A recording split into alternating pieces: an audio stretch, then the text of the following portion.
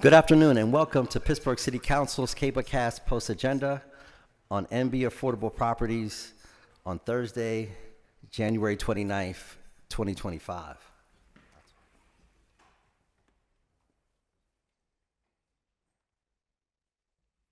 Sorry about that. We had a little bit of feedback from the Apple computer.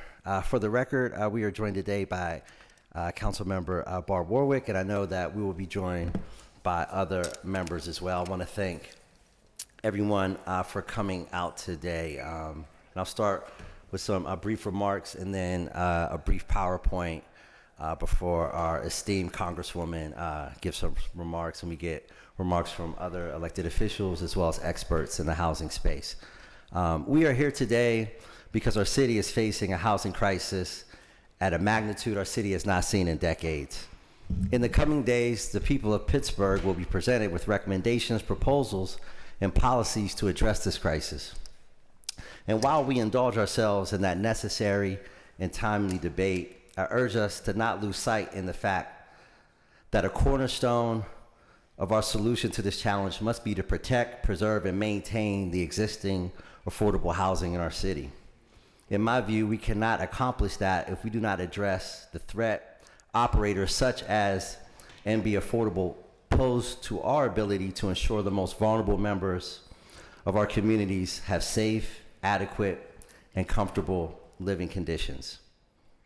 This struggle we find ourselves in to defend the dignity, humanity, and natural rights of our neighbors in privately owned, federally funded housing will be a defining moment for our city.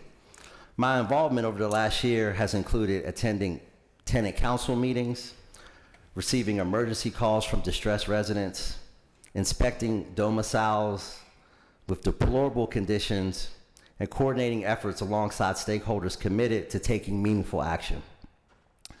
This experience has put into perspective the poignant words shared by Supreme Court Justice Thurgood Marshall during his National Constitution Center Liberty Medal acceptance speech. We must dissent from indifference.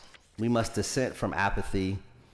We must dissent from a nation that has buried its head in the sand, waiting in vain for the needs of its poor, its elderly, and its sick to disappear and just blow away.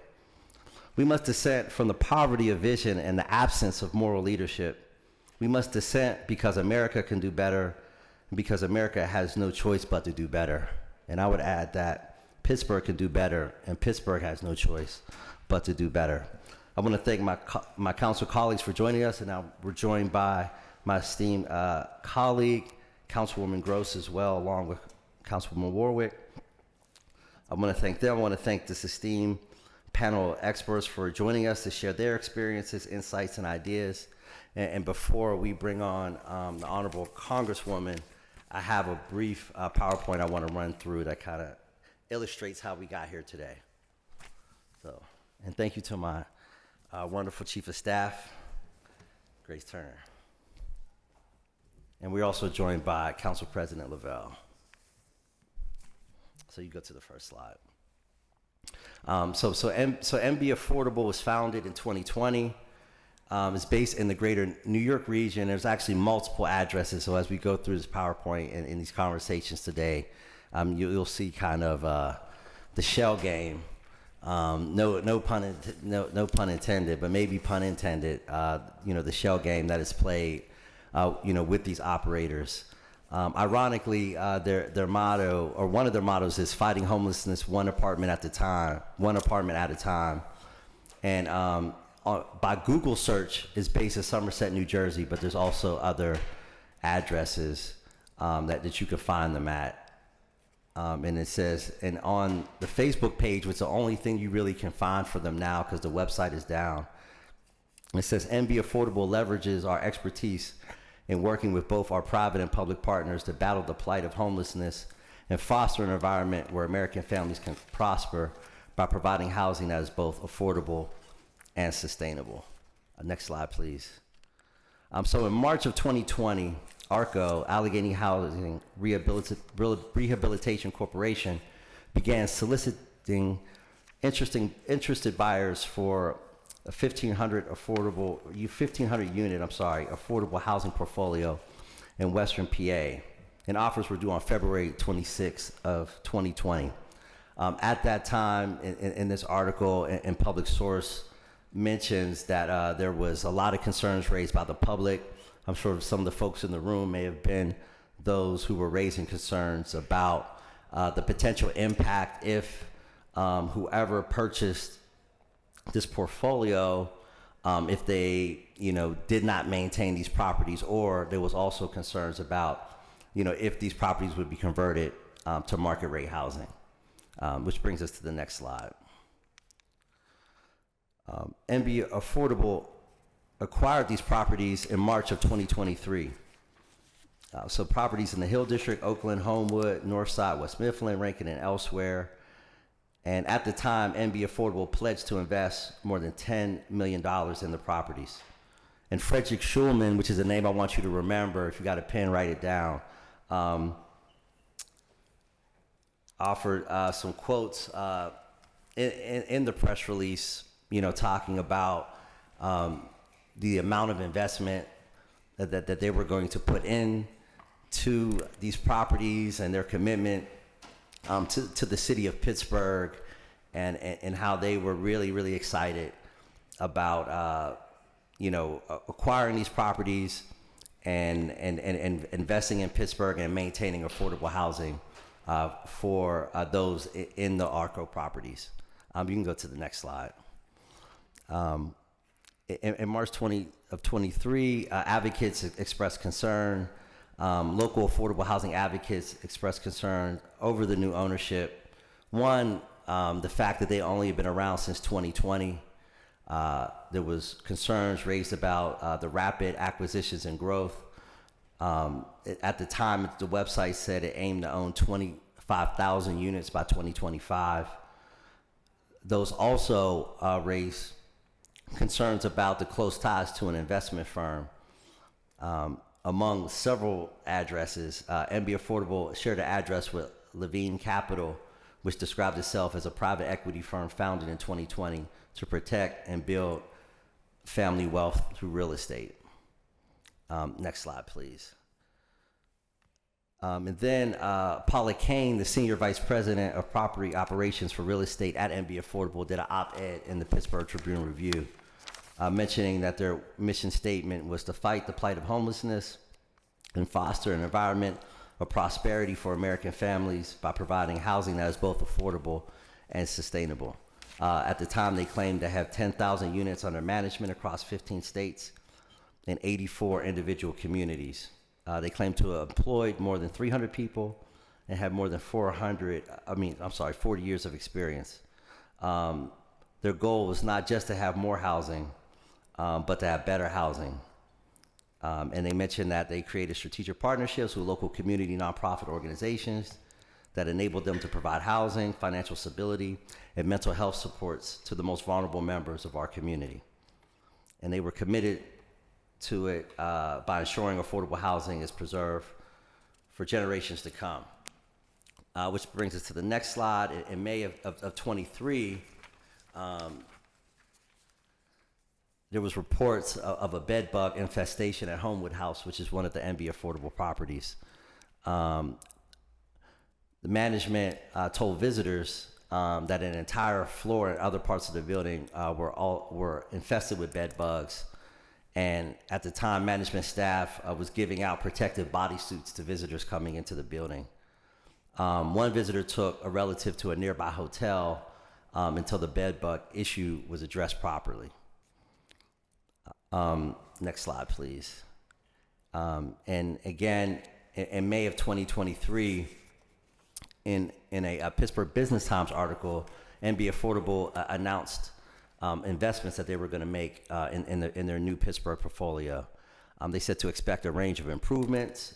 Noting capital investment will vary by property and include various beautification projects, upgrading apartment interiors, along with upgrading mechanical systems and HVAC. They had a portfolio of 11,000 apartments in 15 states, totaling over $1.3 billion in assets. And they had claimed to set aside $10 million to invest in a host of upgrades in their Pittsburgh portfolio. Which brings us to the next slide. In November of 2023, resident concerns about security issues at Homewood House. And this is when it really got on my radar. At this time, I was councilman-elect and had been reached out to by residents and other community leaders to get involved, and many of them are here today. So Lakeside Management, who was the management company at the time, was accused of cutting costs by cutting security. A tenant at another NB Affordable property reported an apartment with a sinking bathroom floor, water coming out of the ceiling from the apartment upstairs, and more. And you'll hear more from some of the experts who will give testimony today. A Wilkinsburg resident at an NB Affordable property returned to her apartment after several months of visiting a relative out of town and found a festering mold problem that covered the walls and all of her belongings. NB Affordable and Lakeside Management shared a mailing address in Muncie, New York, about 35 miles from New York City. So as you can see, there's one address in Somerset, New York, then there's an address connected to a private equity firm, and then there's an address connected to the management company that's supposed to be a separate management company. So again, you can kind of see the shell game that's going on. Lakeside officials said the resident council was not representative of the building's tenants and said that the residents were abusive toward Lakeside staff. So they kind of just pushed aside the concerns that we were hearing. Most of the residents at the Homewood House are happy with our changes to the site, and they have been extremely happy with the direction that the building has taken under our management, said Lakeside in November of 23. HUD officials said of the 14 local properties that were part of the sale, they have received 29 complaints, with the majority of the complaints coming from 3 properties. Of the complaints received, management has addressed or is currently addressing the concerns raised by residents, unquote. In addition to the 3 properties with a higher volume of complaints, one was scheduled for a HUD inspection that week, and 2 other were inspected within the last 2 years and received positive score, according to an unnamed HUD spokesperson in that email. And again, that unnamed HUD official said resident health and safety are top priority at HUD, and they encourage residents to reach out directly if their concerns are not being addressed by management. Next slide, please. This brings us into 2024. Additional complaints at Homewood House. A HUD official said of the 14 properties that were part of the sale to NB Affordable, again, there was 29 complaints. You know, much of what I mentioned in the last slide, mice, other rodents, heat issues, just a whole range of various issues that really colored the complaints that the residents, the tenant council that apparently was abusive to staff and not representative of the residents, the majority of who really seemed like they were having a great time. But every time I've been to the Homewood House, I did not get reports about folks being happy with the direction that the building was going. The next slide were temporary improvements, and I added this in because this was a trend that we saw whenever things got into the media or issues arose to a level where they got people's attention. We noticed that they would send somebody out from the New York area, you know, fix a couple water heaters, do a couple quick fixes, run around for about 10 days, and then disappear for a matter of months until another crisis arose. You know, here we go. So at that time, myself and other city leaders had a meeting, and Congresswoman Lee was there as well with State Representative Mays, as well as former Councilwoman Carlisle representing Senator Costa, to talk about next steps and reports of deplorable conditions. I think due to our presence, residents received a letter on February 9th of 2024 that their apartments would be inspected between then and the 14th. And on the 15th, extermination, you know, would begin. And that's a trend that we saw whenever we showed up and kind of raised the awareness of the public and raised this issue. There would be like some running around for about a week or two. Things would get done just enough, and then they would disappear again until the next crisis arose. Now this brings us to August, when things start to get really interesting. Mr.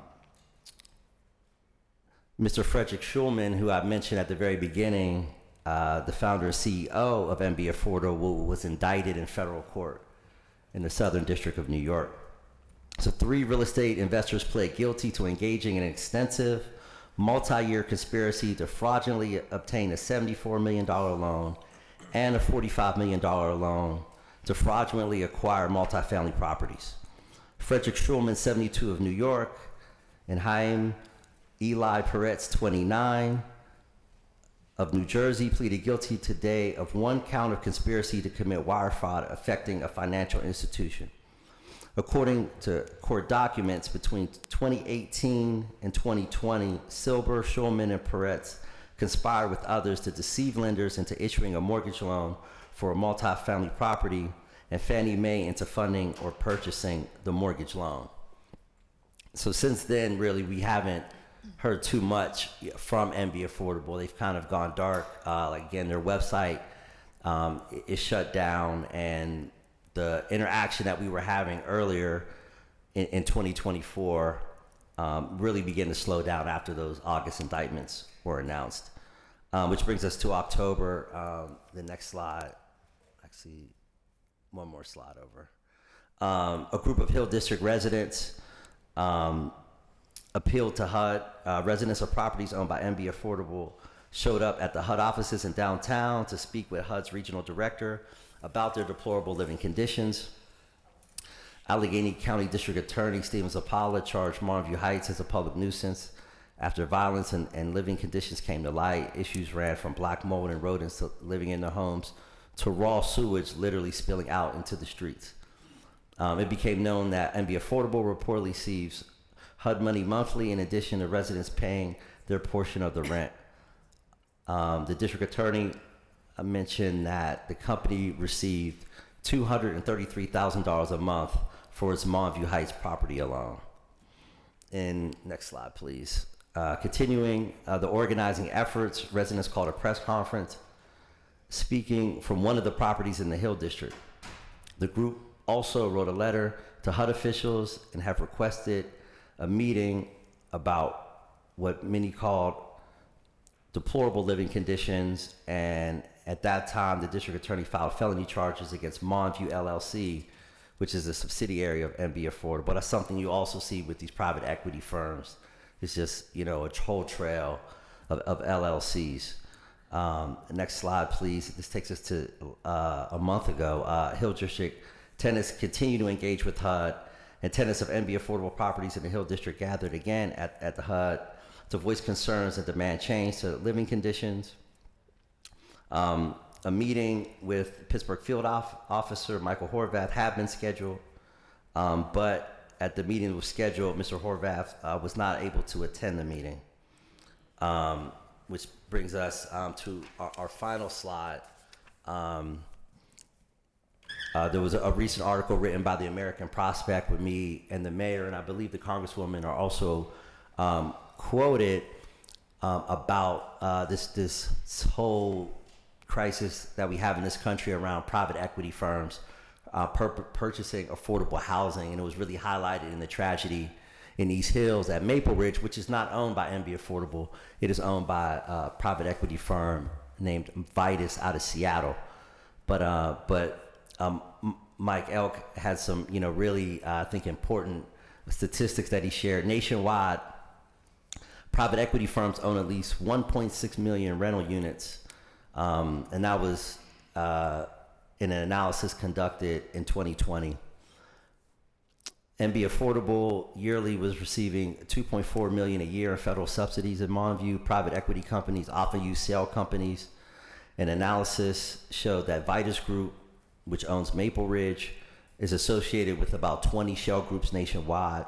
The use of private equity to buy up federally subsidized housing is now facing increased scrutiny at the federal level. In October of 2024, when the private equity firm KKR announced that it would spend $2.1 billion to acquire 5,200 apartment units, Senators Elizabeth Warren, Raphael Warnock, Ron Wyden, and Peter Welch protested the move. Private equity firms have disproportionately pushed people of color out of affordable single-family homes and their communities through gentrification and negligent landlord practices. Whether the property is a mobile home park, a single-family rental, or multifamily building, private equity purchase playbook remains the same. And that's what that collection of lawmakers wrote in their joint letter to KKR last year.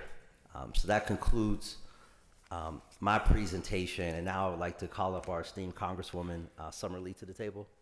And also want to announce that we are now joined by Councilwoman Strasburger and Councilman Wilson.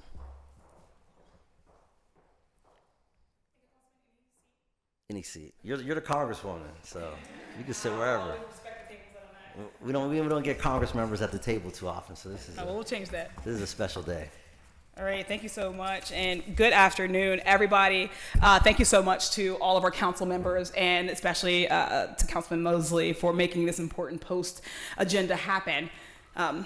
It's inconceivable that at any time, but especially in the dead of winter, that we would have people living in absolutely deplorable conditions in privately owned, yet publicly subsidized units in our region.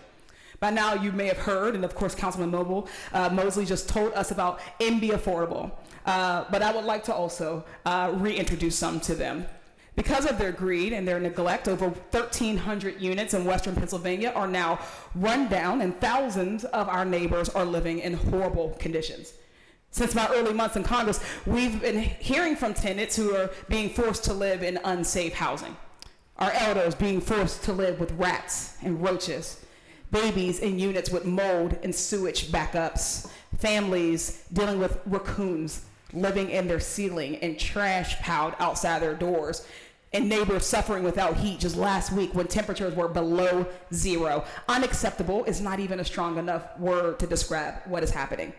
MB Affordable took taxpayer dollars to provide affordable housing and has the legal and moral obligation to provide safe sanitary conditions. They have failed, and I will personally make sure that they will never be allowed to do business with the federal government again. Their investors, Frederick Schulman and Moshe Mark Silber, have recently pled guilty to a $119 million mortgage fraud conspiracy, while other investigations are ongoing. They should be held punished for that as well. The stakes could not be higher. If this situation continues to spiral, HUD will be forced to pull their funding. That means a mass displacement event that our community simply is not prepared for. We don't have nearly enough replacement housing available, and this could result in the permanent elimination of vital affordable housing resources our community desperately needs.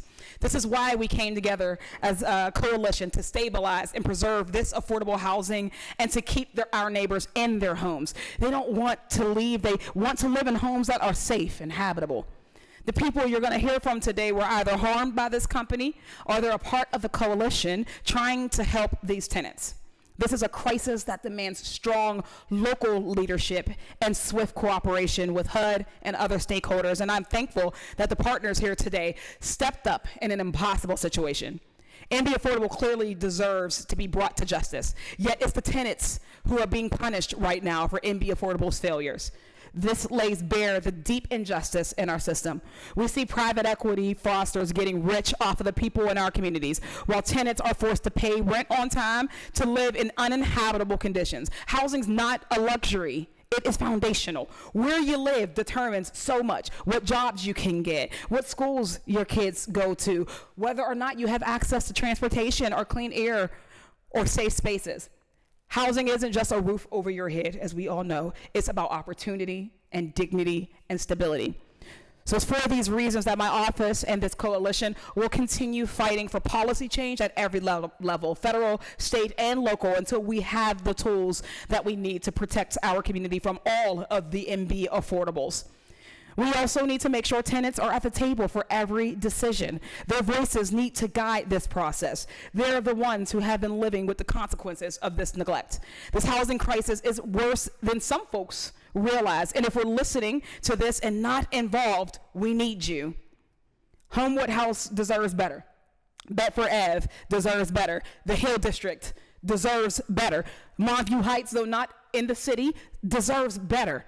Kelly Hamilton deserves better. All of our communities deserve better, and we will stand up to these private owners leeching off the system until they don't exist anymore. So I thank you so much for your time and for your commitment, and I stay at the ready as you continue through this process. Absolutely. It's been an honor to work with you, Congresswoman. Thank you for your time. I know you have a very busy schedule. Our next speaker is the esteemed Controller of the City of Pittsburgh, Rachel Heisler, who is going to talk about a report that was done earlier last year, specifically around Homewood House. Thank you, Madam Controller.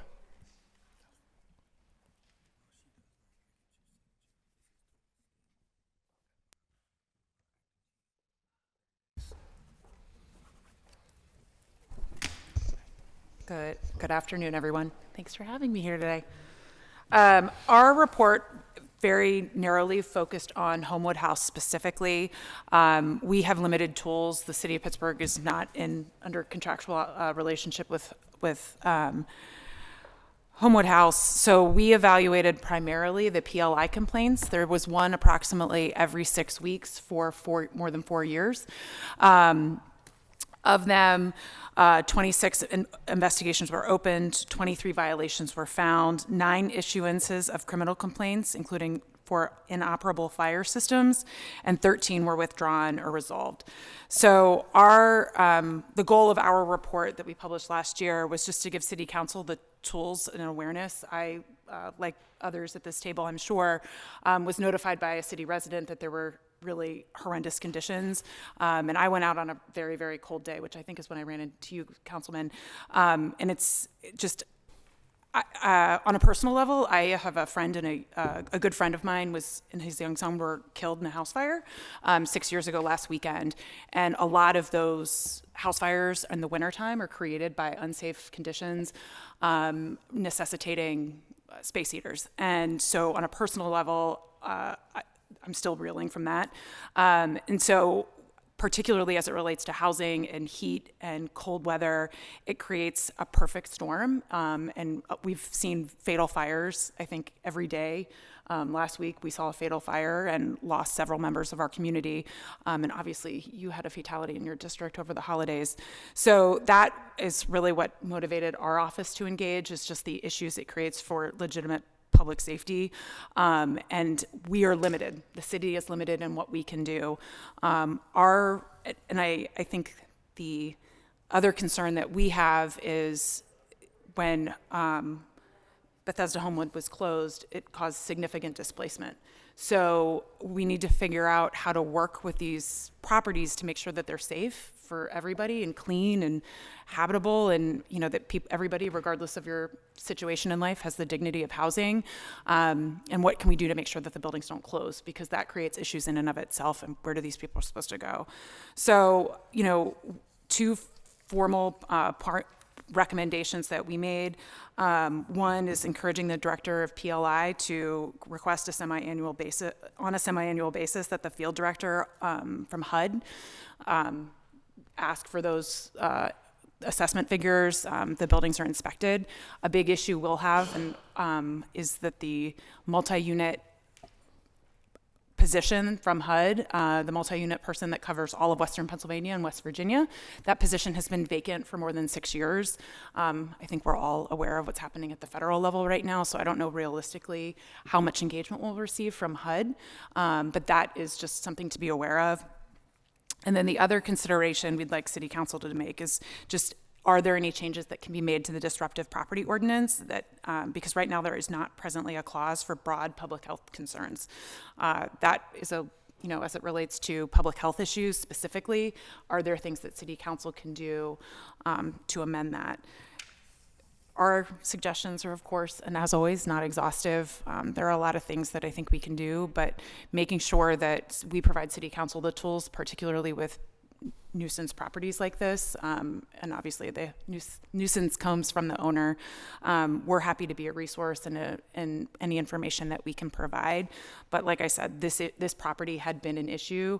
There was a complaint every 6 weeks for more than 4 years, and we had 2 actually last January before I went out in February, which I think was the date where I ran into you. Yep. So that, in closing, that's the summary of our report. It's available online. It was submitted into the record last February. But anything that we can do to be a resource, we want to do. Absolutely. No, thank you for joining us, Madam Controller. Thank you. I know Director Green will be joining us at some. Actually, Director Green is here. Come on up, Director Green. I think just a couple of members have questions. Yeah. Okay. Yeah. I think a couple. He can come to. You come to the table, Director Green. You have a question? Go ahead, Councilwoman Gross. Thank you. I wasn't sure. We know sometimes we do a format with questions throughout. Sometimes we wait. So Right. thank you. I appreciate you kind of letting me follow up.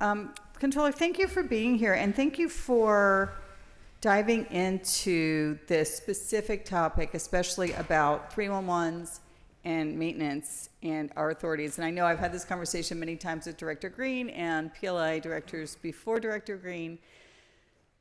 We've been stuck by the courts with our rental registry. And so I just wanted to follow up and ask you to expound a little bit, because I wanted to make sure I caught what you said. I think we were all kind of like, wait, let's write that down. But so I've been asking this question repeatedly. You know, we know that other municipalities do inspections proactively. We know, because of being a very old city, that we maybe don't know where every apartment is. Of course not. Oh. Right, and that's one of the goals of the rental registry. But I just do believe that we still do have a jurisdiction. Like, if we do know that these are apartments, you know, where are our limits, and how, let us not limit ourselves. Right, and so sometimes we don't think that we have the authority to inspect inside an apartment unless we've been like invited, and that's a challenge. We've heard testimony many times at the table that tenants often feel vulnerable. They're more worried about being evicted, and so we can't really rely on self-reporting. Right. In order to get inside of those apartments. Is that where you were speaking to? Yeah. And please, take so, a few minutes. No, that's absolutely right. So people are, again, I don't have access to the records that the property owner took in complaints from tenants, of course. But yes, I mean, it's well known that residents are very unlikely to file complaints with the property owner, and for physical issues, like not personal, physical, building issues, people will file those complaints with the city. So I would love to figure out in the summary, which I can send you, the disruptive properties ordinance, we believe, can be expanded to include serious public health concerns and provide greater protections, which would build on Pennsylvania Restaurant and Lodging Association versus the city of Pittsburgh. PLI can revoke permits. Public safety has the enforcement remediation. So it's, again, I'm famously not a lawyer, but it's my understanding that would be the conduit where we could make those changes.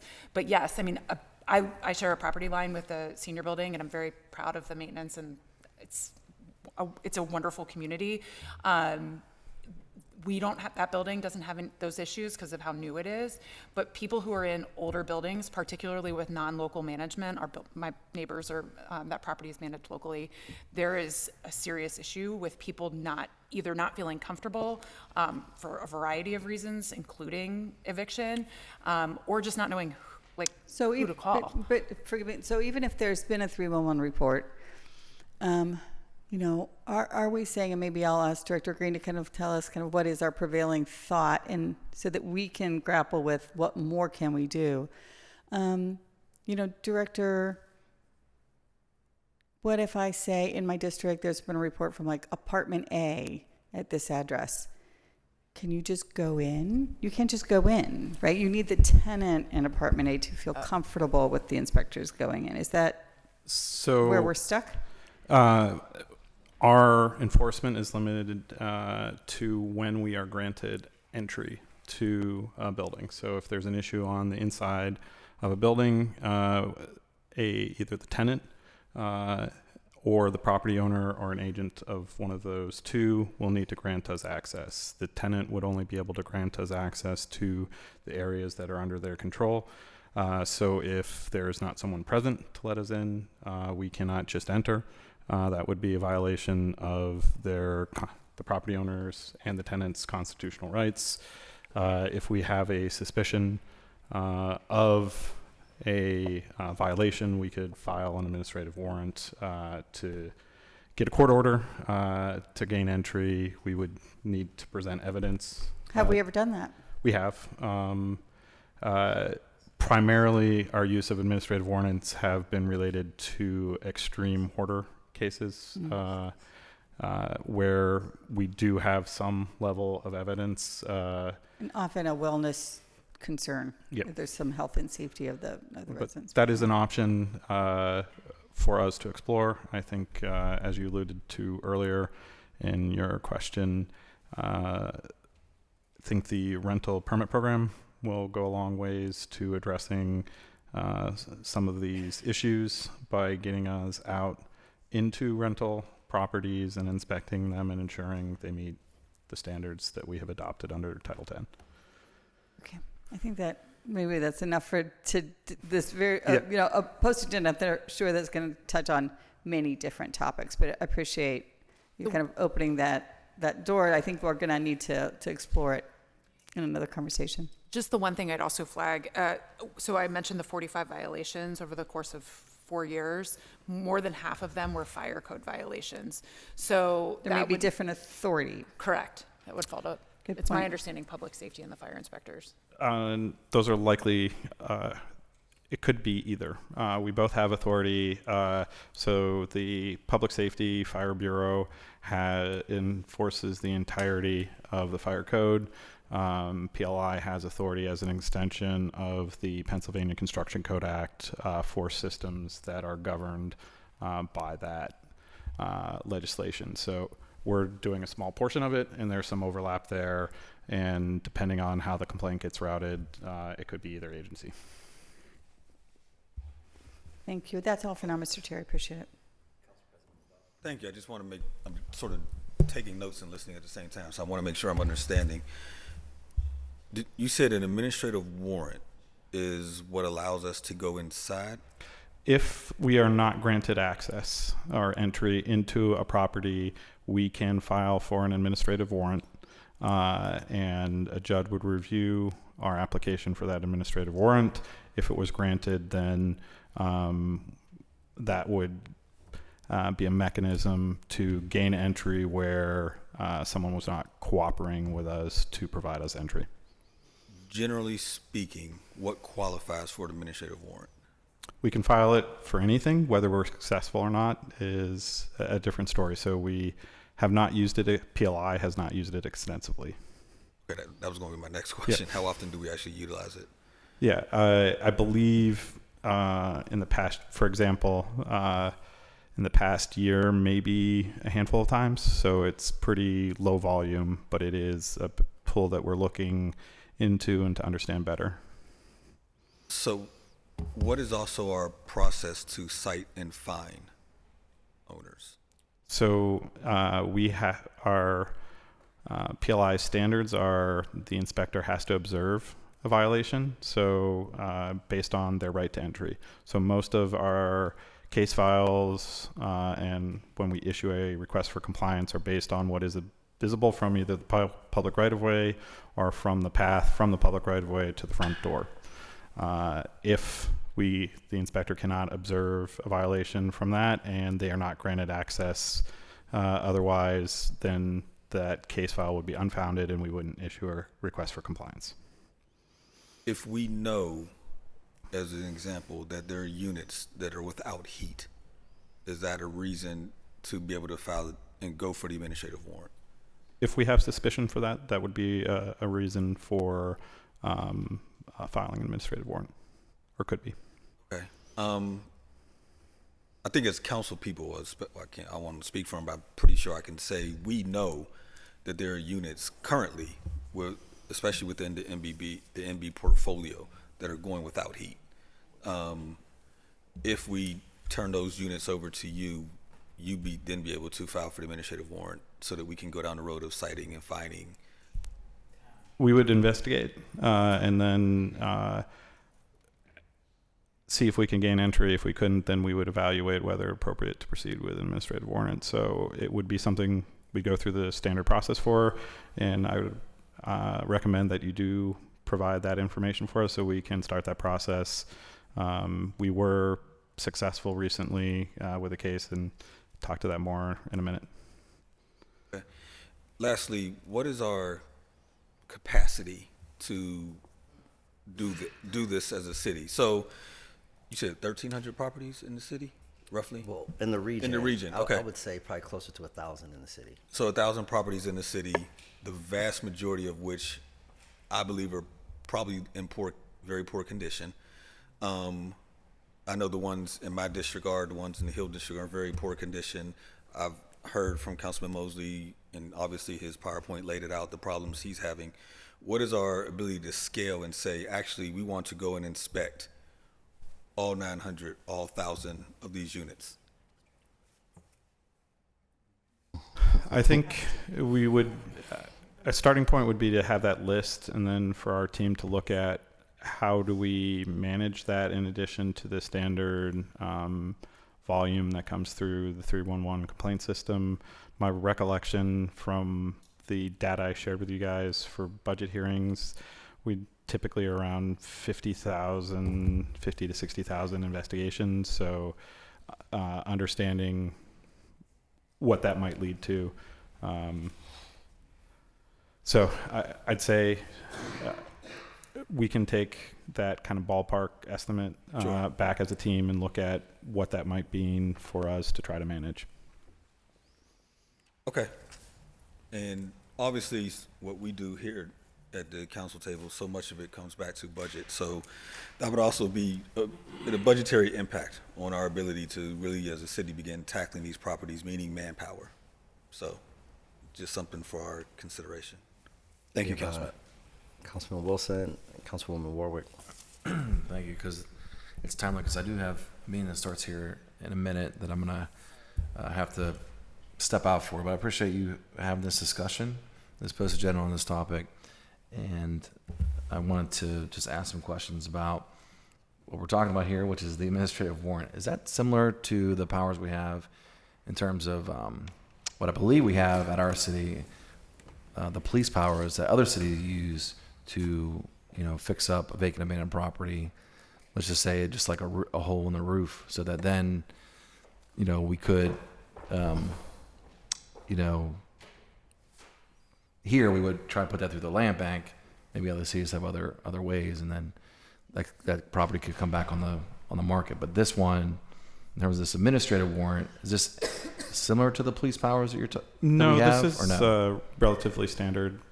Police would file these if they're investigating a case and someone doesn't give them access to whatever location they're investigating. So it's not an emergency power. It's just a means of gaining access where the property owner or tenant is not cooperating and granting that access.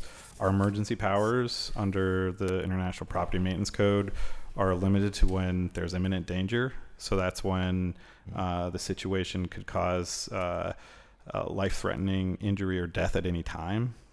So it's in exceedingly hazardous conditions, and then it allows us certain powers under that. And it, from what I'm hearing, not sure that it would really apply to some of the scenarios that you may be envisioning. If it's a maintenance issue where there's a hole in the roof, that wouldn't constitute an imminent danger. Yeah, I mean, this is another topic. I'm not trying to bring up a whole other discussion about how I think we should be, doing these police powers that other cities do. For this topic here, I'll just bring this up because could we, in this scenario, then go in and replace the furnace using those emergency powers, and then lien the property owner?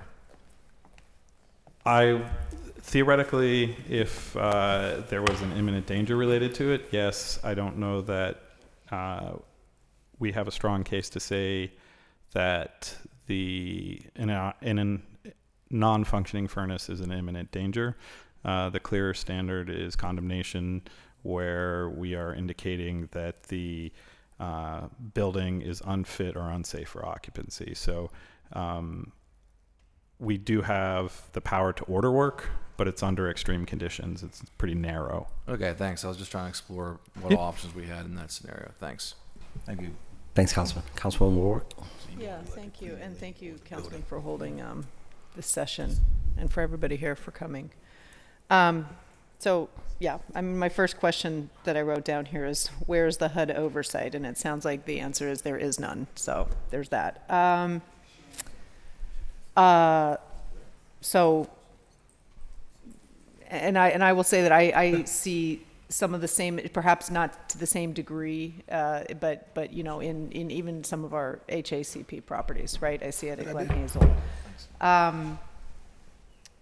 It clearly shows the critical need for our rental registry and for these government subsidized properties to be, you know, to fall under that rental registry. You know, but it's at the same time, and you know, as I'm hearing even just this in the fight, you know, sort of, I can feel everyone here. It's just, you know, like, well, what's the enforcement mechanism? And then this sort of long, and it's like, you know, your heart just sinks because you're like, well, this doesn't, you know, like fines and what can we do? What can't we do? I mean, as far as emergency powers, I will say that our own DPW department can go and like mow a lawn and charge the property owner for having done it. So I have a hard time believing that we can't, as a city, go, now maybe not, but just the doing of it, right? That we can't go in and replace a boiler or whatnot in, you know, in the middle of winter when the boiler's out and there's no heat in a building. But, you know, it also, I feel like, you know, and I'm wondering too, you know, when it comes to the Allegheny County Health Department, I know that we have new leadership at the health department, so that is hopefully promising. I just was having a conversation with Megan Hammond at Fair Housing the other day about how we can, you know, how the city, how PLI and the health department can work together, you know, to address these emergency situations as they arise, but not just, but we can't be addressing them just being like, oh, well, okay, we'll report it or make a 3. That doesn't fix the issue right here, right now, when I have no heat in my apartment. So, you know, I'm thinking, you know, as Councilman Wilson mentioned, like, you know, can we have like a fund for these type of emergency situations where we, even if it's just a hotel, like, look, if this is not a livable condition, and obviously there'd be criteria, water's out for more than 24 hours or whatever, there's no heat, and in winter for more than and we pay for those hotels, and then that bill goes back to the property owner. And again, I'm just sort of throwing ideas out there, but, you know, like, fines are not enough. And I'd also say, as far as PLI's capacity, this is just, you know, we can't be chasing 311s, right? Chasing 311. I mean, this is citywide for all things. Like, yeah. As a city, we should not be, because, you know, the most 311s come from the neighborhoods that, you know. So when we know that there's an issue, that's where we can be addressing it. But at the end of the day, and all of these, conversations need to be had. But at the end of the day, and I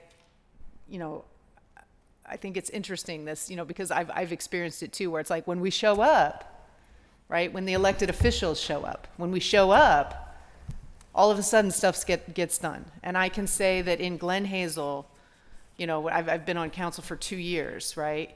And in Glen Hazel, yeah, and I would notice it at first, like I'd make a call and all of a sudden it gets fixed.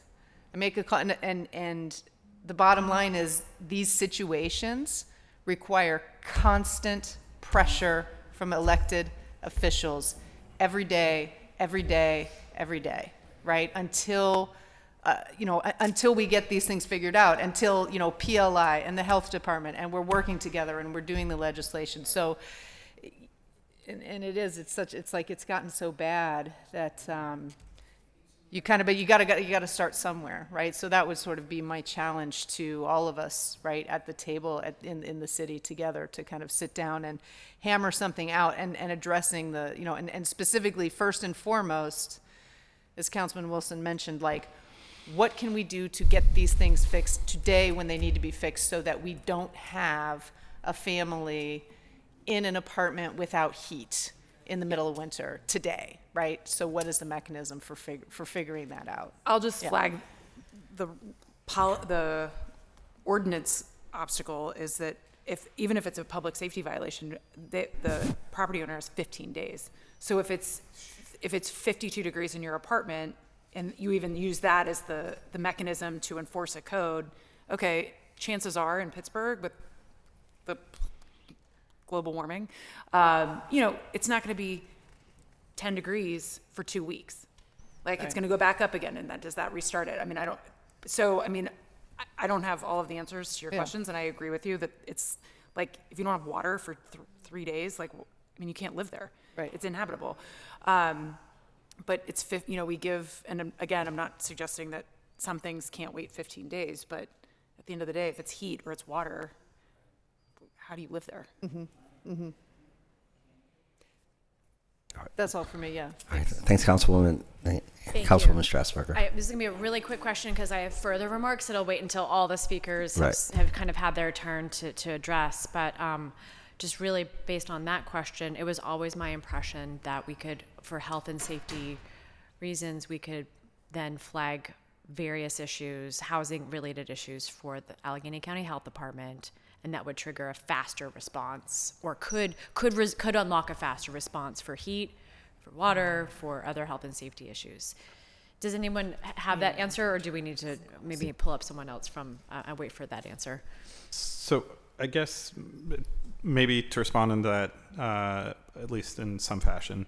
One, the council gave PLI very important increased powers based on the adoption of the 2021 International Property Maintenance Code.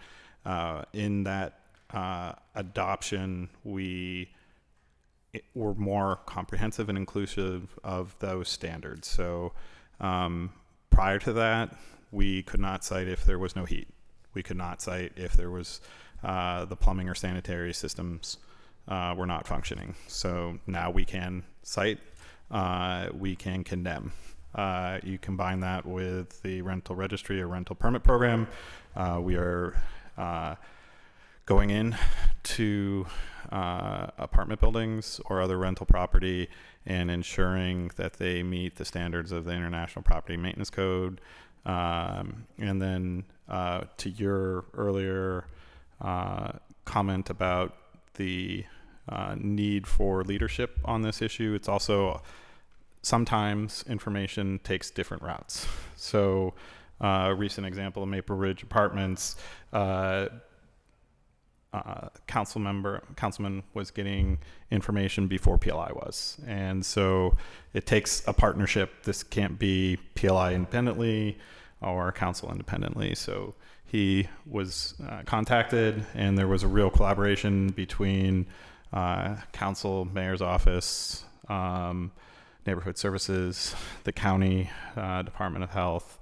And really, when it's something as exigent as it being 10 degrees outside and people without furnaces, need to have that partnership in place, so that we need to have that information. What was different is that we didn't have that information at all, so we wouldn't have investigated absent someone contacting Councilman Mosley and him reaching out, and then me being aware of that, able to coordinate additional resources and coordinate with the county with support of the mayor's office to ensure that we were, hey, is heat working? And then can we find temporary housing? So it was a real partnership, and that's how we're going to be most successful. It's not going to be in a silo or a vacuum. Yeah, so clearly we need a more solidified partnership and coalition, and have it be, the flow of information be a little bit more codified, if you will. But so then just based off the answer that you gave on the Allegheny County Health Department, does that mean that they would not then be allowed or have the jurisdiction to add capacity to PLI in those life and safety moments, or would they be allowed to? Could Yeah. we bring them in? We could. So Yeah. they would be a potential additional partner Yes. to bring additional capacity. Okay, great to hear. That's all I have for now. I have more to say later. Thanks, but- Councilwoman. And I know Director Green. I know you're playing hooky from a staff retreat, so I don't want to keep you much longer. But if you just in a couple minutes, if you could specifically talk about, our partnership over the last week plus, with, the situation at Maple Ridge, where we got actually there was a Facebook video that was posted by the Lieutenant Council President the night before. About 9 a.m, myself, Mayor Gainey, and State Representative Mays went up to the facility, shortly followed by my Chief of Staff, Grace Turner, and my Community Engagement Director, Latia Brock. And we got briefed on what was going on, and then Grace Turner and Latia Brock from my staff, along with staffer Eric, I'm sorry, his last name is escaping me, Eric from the Health Department, actually went door to door. It was like 5 degrees when Grace, Latia, and Eric from the health department went door to door, all 100 units. And that's where we got the list of 19 units that were in question. And then me and Mayor Gainey actually went into units where it had ovens on and top burners on, for heat. And we provided, that list to Director Green. And if you could take it from there. Yeah. So actually ended up being myself and a supervisor arrived on site. We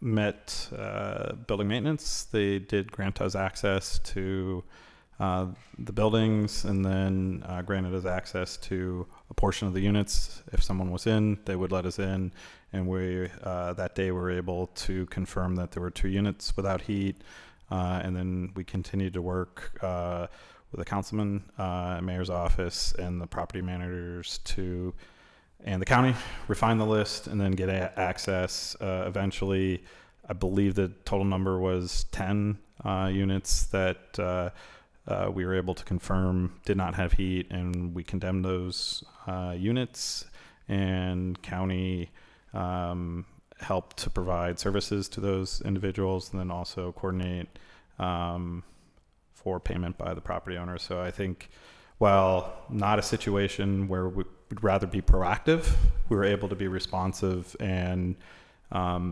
address the concerns and needs of the residents. And so I would prefer to avoid these situations from happening. I think it was a good case study in how various levels of government can work together to try to solve a problem in real time. So it was pretty amazing to watch. Thank you.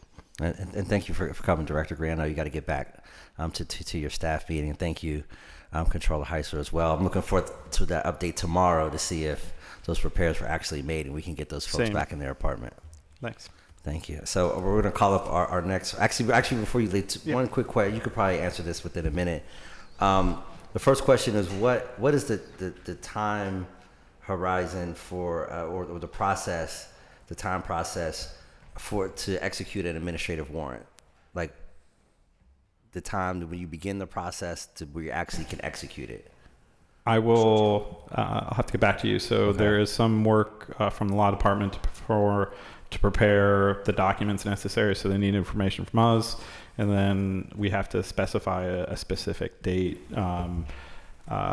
I do not have a sense of that time, but can get back to you to give you a ballpark on what that would take from us saying, hey, we're going to proceed with this, to when we could actually execute. Sure. Thank you. And the next question was, would like the health violation and kind of the building code violations, would that extend also to rodent infestation? Yes.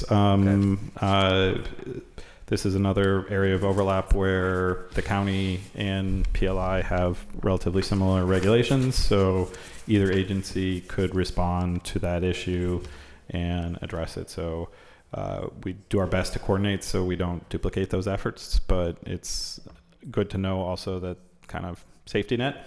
If one agency misses it, there's another one in place to catch it. All right. Well, thank you so much for joining us today, and looking forward to continuing to work with you. And always, thank you, Madam Controller. Thanks.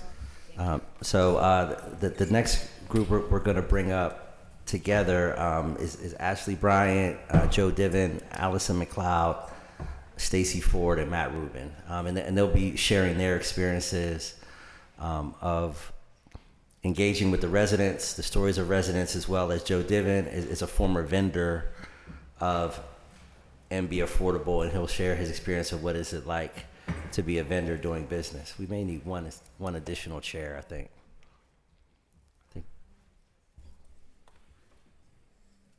We're one chair short. We'll get Mr. Diven a chair. Thank you for joining us today, and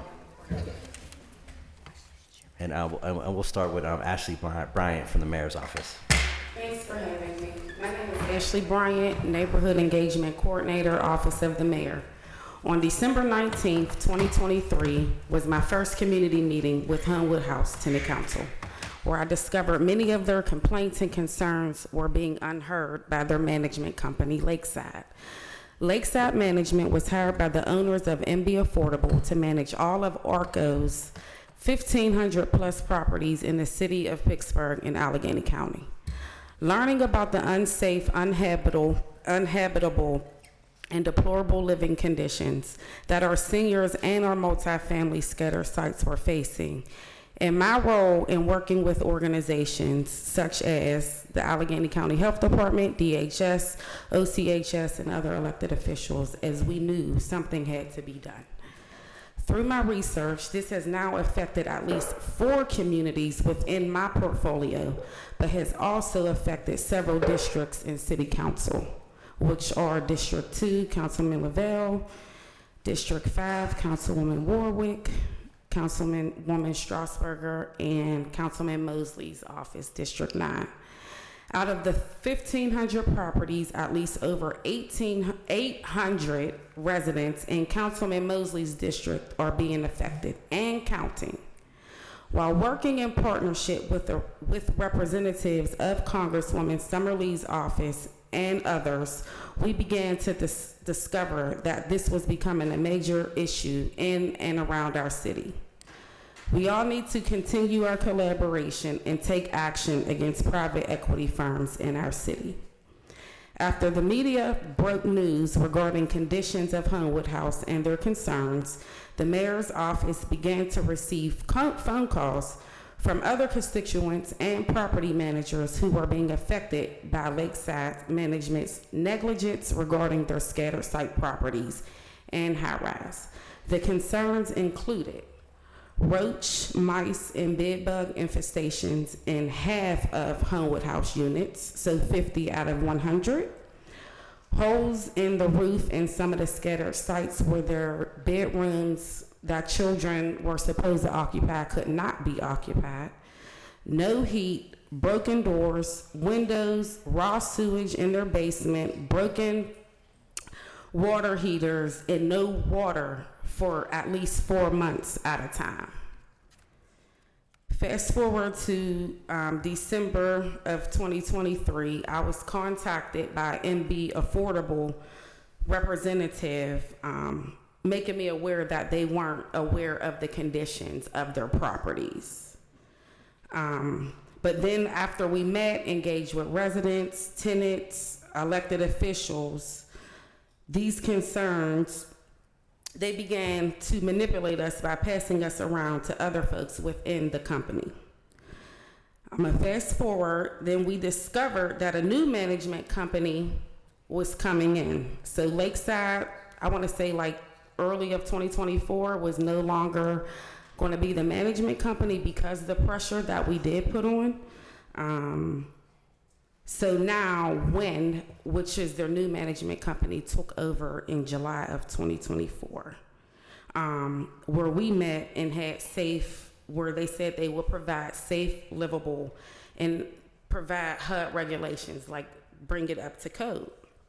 Once WIN signed their contract in August of 2024, they realized the work that needed to be completed at several other properties became a major concern, and get the utilities turned back on to fix up the properties for tenants affected by the previous company.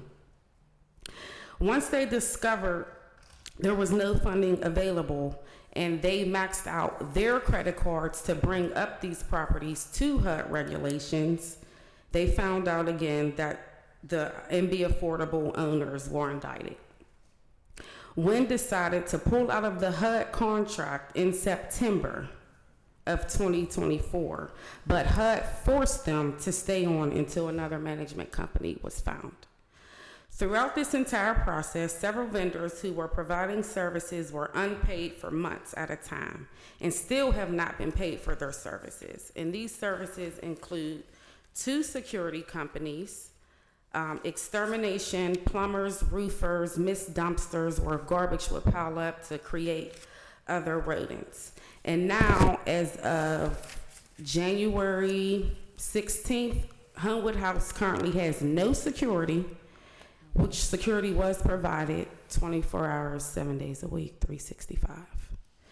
But yet and still, HUD continues to provide MB Affordable with funding despite the conditions. I have experienced this firsthand by visiting with residents inside of their homes and also receiving several phone calls and text messages and pictures of how these families and children were living.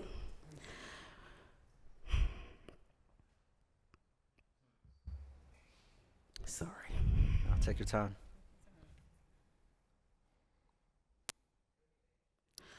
From residents reaching out for assistance due to the lack of assistance and communication they were experiencing with ownership and management. As of February 1st, there will be a new company managing the ARCO portfolio called Lind, which is an asset/property management company who was hired by a fiduciary in order to maintain their funding through HUD. The mayor's office continues to work tirelessly with assisting residents with their issues, but they continue to grow. Let me be clear, MB Affordable does not need to operate any business in the city of Pittsburgh.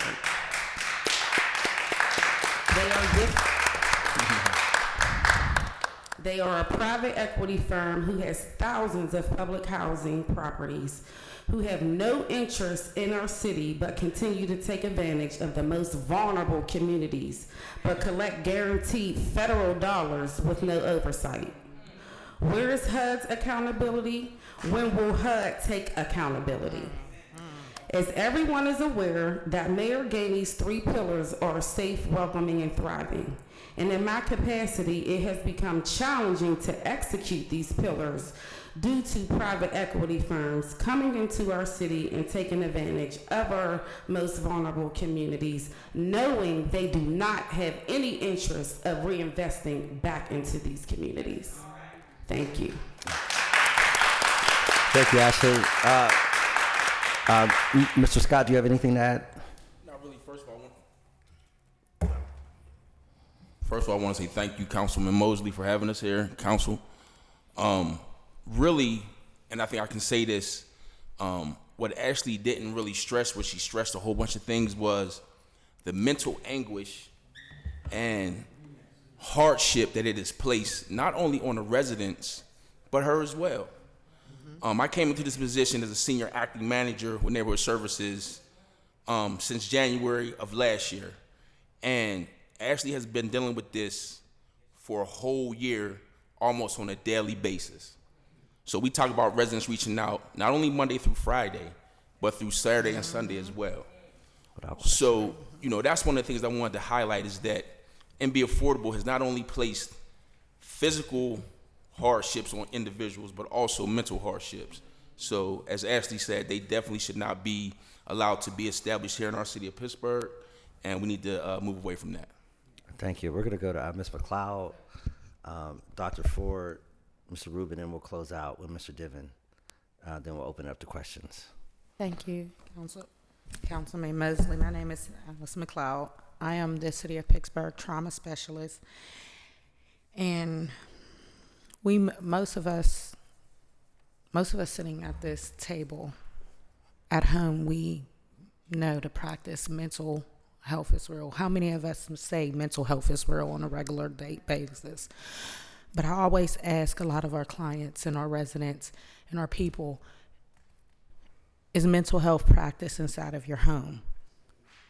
Some of the conditions that that Ashley shared are vital, because how can you practice mental health in your home when you live in those conditions? We have people who are discouraged. They're used to people giving up on them. This has been going on for years. And at the end of the day, how, as a provider, we have the techniques. We can go in and say cognitive behavior therapy, breathe backwards from 10. That's not going to help somebody who's breathing in mold. It's not going to help somebody who has raw sewage in their homes. It's not going to help someone who's scared because if they speak up about it, they're going to be evicted. These are the conditions that many of the people in these communities are facing. And these are the challenges as a provider for us, because most of us live in these communities and we want to help.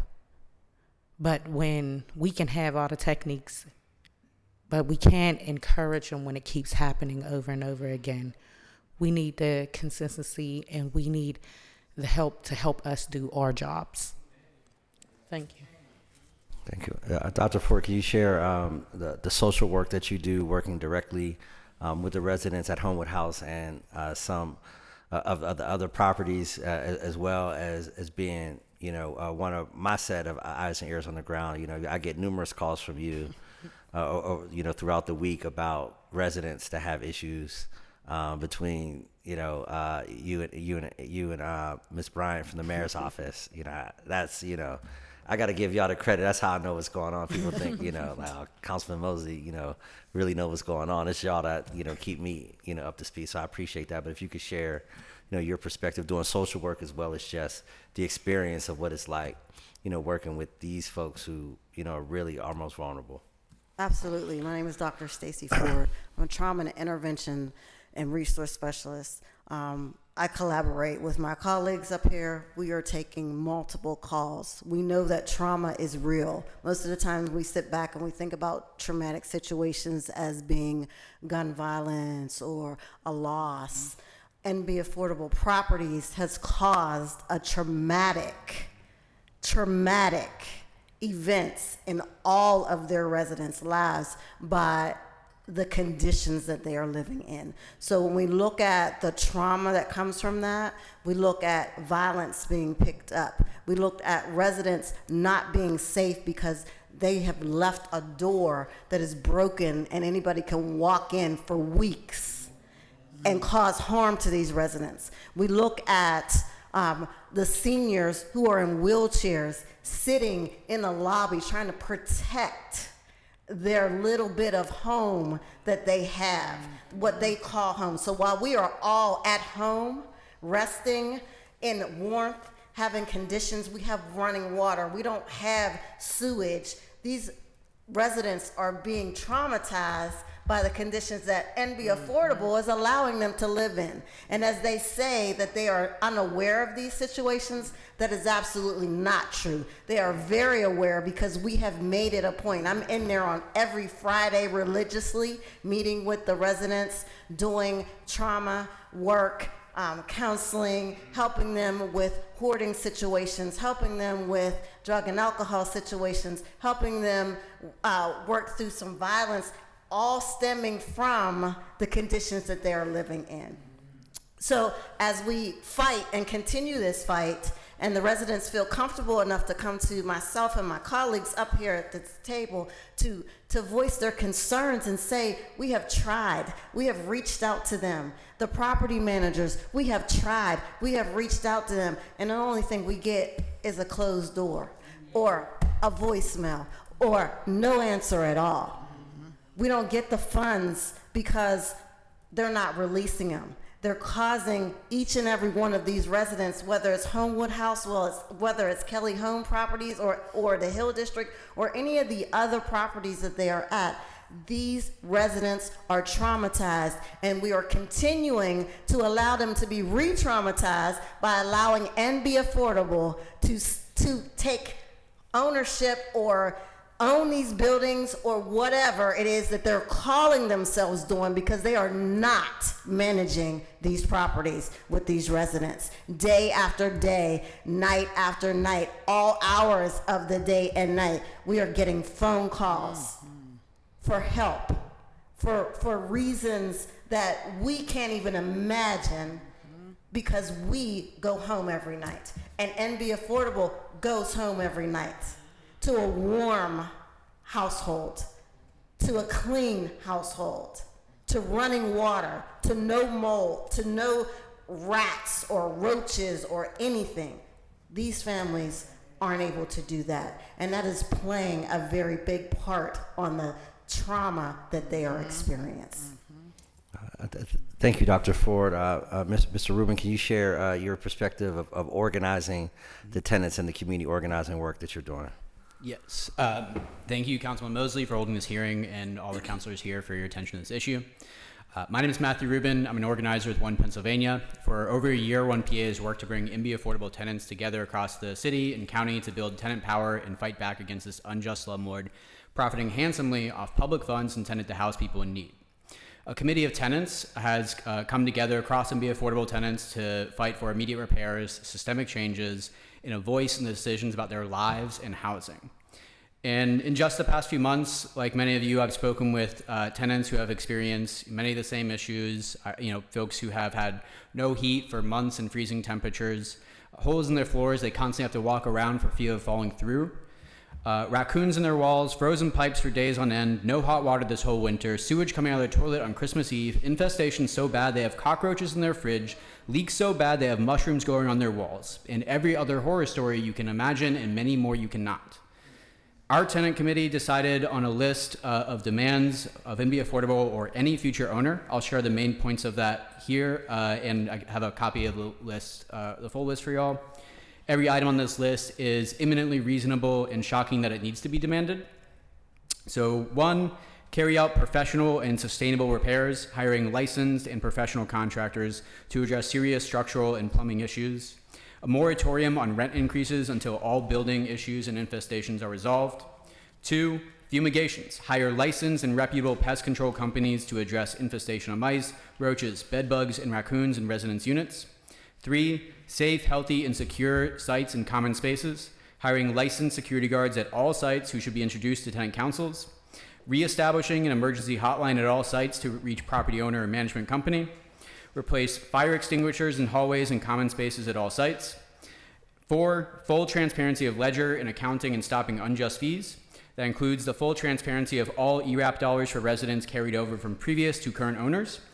And residents received a memo stating they'll be charged for replacing or repairing critical household items, many of which they never had or were in disrepair for years.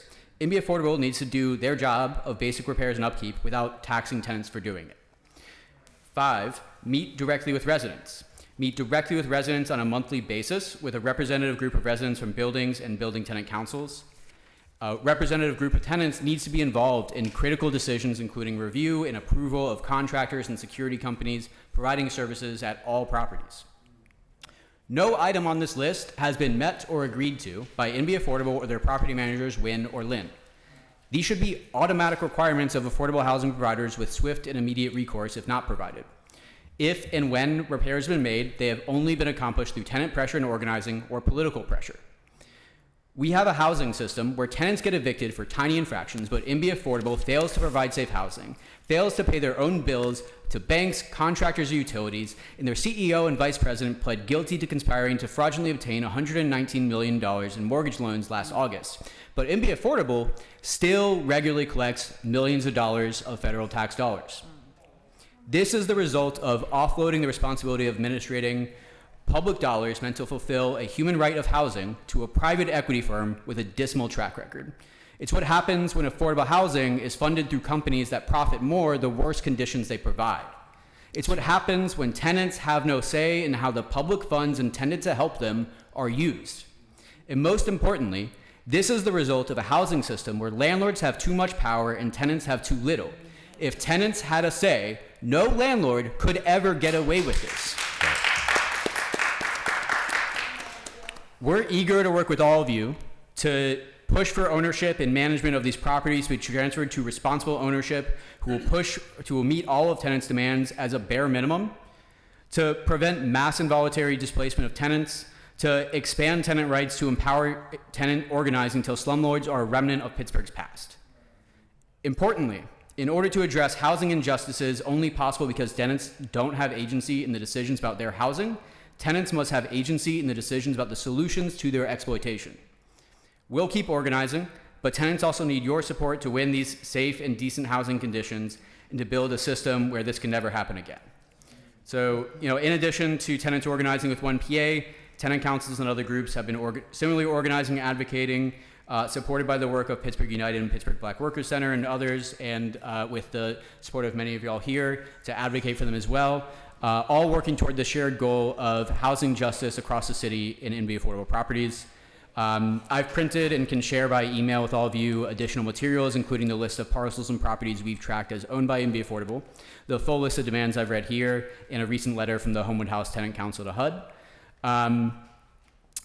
Thank you for your time and your attention to this issue.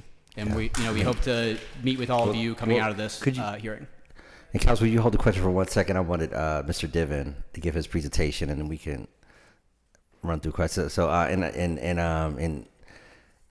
thank you so much, for the work that you're doing and for your poignant words today. I think what's so interesting is, as far as this panel, is concerned, we've been talking about, the damage, and obviously we center the people first, and people have been harmed, but I think it's also important, and why Mr. Diven is here to talk about how local businesses, have been harmed too. Like, the harm isn't just, even though most importantly the harm, is on the residents who are most vulnerable, but we have local businesses who have also been harmed through their relationships. So, Mr. Diven, if you could share, your experiences doing business with NB Affordable. So, and then we'll open up for questions, starting with Councilwoman Gross. So I'd like to start off by saying there's a lot more that I'd like to say today, but unfortunately, because of their actions, St. Moritz has filed a lawsuit on 7/8 of 2024.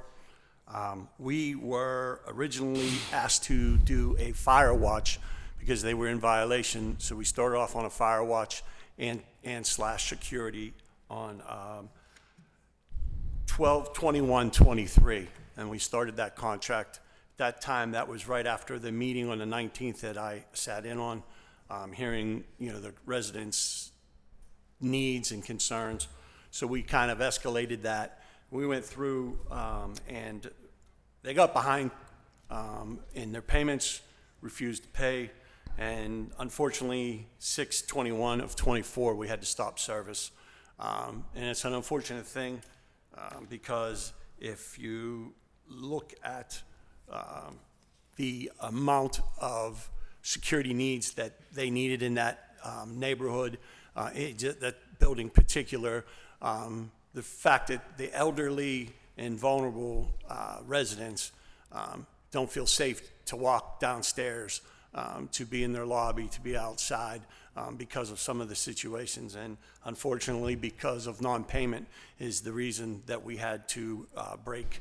And I'd love to be back there if just for the fact that there's a lot of good residents there. But unfortunately, our company will not allow that. We are in debt quite a bit because of it. Yep. Absolutely. Now we can open it up for questions. I do want to keep in mind we have one final panel that will be joining us as well. But I will try to keep it quick. Yeah. Take a moment to follow up to, again, a few follow-up questions. But I also wanted to acknowledge how important this topic is, and to acknowledge everybody's work, and to thank you all for working to keep the tenants well, to try to figure out the city's response. Especially shout out to Councilman Mosley for really taking action to pull everybody together in the mayor's office. But I also want to, and to acknowledge the pain and the harm that's been happening to our constituents. But that's also, there's a really important big picture that the Congresswoman, I think, also, and we've been hearing throughout the comments today, right? This isn't just these couple of properties.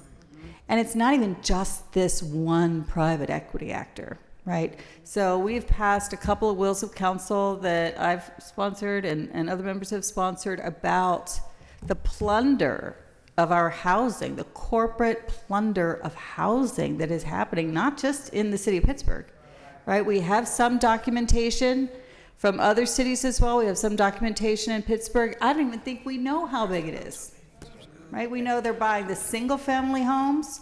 We know they're buying the multi-family homes. We know they're in senior homes, they're in affordable homes, and then they're price fixing across locations and across companies. They're using shell companies. They're using fake management companies. They're bringing in repairs from across the state instead of having their own teams for maintenance, right? This is, we worked so hard at this table and have done for 10 years to try to keep adding more housing, adding more affordable housing, adding housing of all kinds. And our population is going down. And yet, where's all the housing going? It's falling down. Because somebody's just sucking all the profit out of it from out of state and letting them fall down on our constituents' heads. I think this will be a long conversation today, but this is the work of this table to really figure out what is the places where we have the authority, or who else has the authority if we don't have the authority. But one of the things that Mr. Rubin touched on is that the tenants are organizing and self-organizing. So what is it? Like, what is our partnership? What can we do on our side? Or is there any obstacles in your way that we have the power to get out of your way? And so I just wanted to kind of open that question. Thank you. That's a spectacular question. I appreciate you asking it. And I think this hearing is a great start. I think all of us are pretty excited to hear the ideas to try to fix this, the interest to try to fix this, the anger at this. That's something that tenants need to see more of. And so we want to build on that. We want to come out of this meeting, setting up a meeting with each of you. And if there are MB affordable tenants in your district, we would make sure to bring those folks particularly. But also just folks from our tenant organizing committee from across the county. We've got specific ideas that we're coming up with, but also part of what we need is to brainstorm creative solutions together. And some of that is maybe what we need is just your help to stand alongside tenants and to lift up their voice and to draw attention to it in the media and to help other tenants know that we haven't reached yet, that there is a chance that they can build power, that we can win something. When you are dealing with a landlord who is so intransigent to not do anything, when you're dealing with federal regulators who are very, very slow to move, it becomes really hard sometimes to believe that change is possible. And so immediate fixes can be a part of how we win that, which we can do through tenant pressure and through political pressure, and then connecting that to a broader fight to build power for systemic changes, which are both going to be through direct action and tenant organizing, but also through legal action and through political action and legislative action. So, and part of what the conversation is going to have to head to is that we need a responsible owner. It's not going to be MB affordable.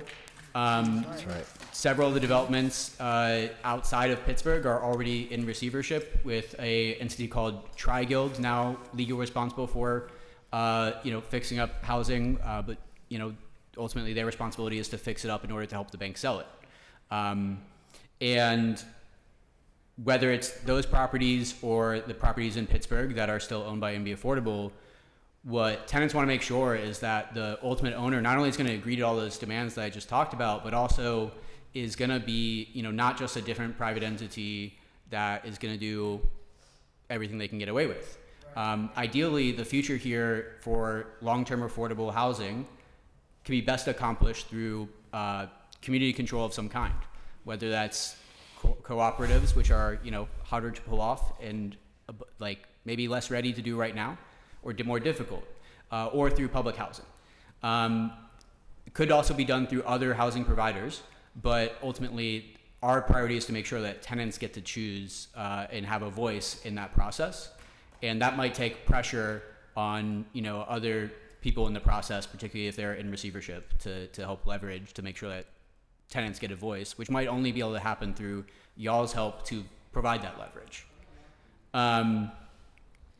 And yeah, so, we'd love to set up meetings with each of you to brainstorm ideas.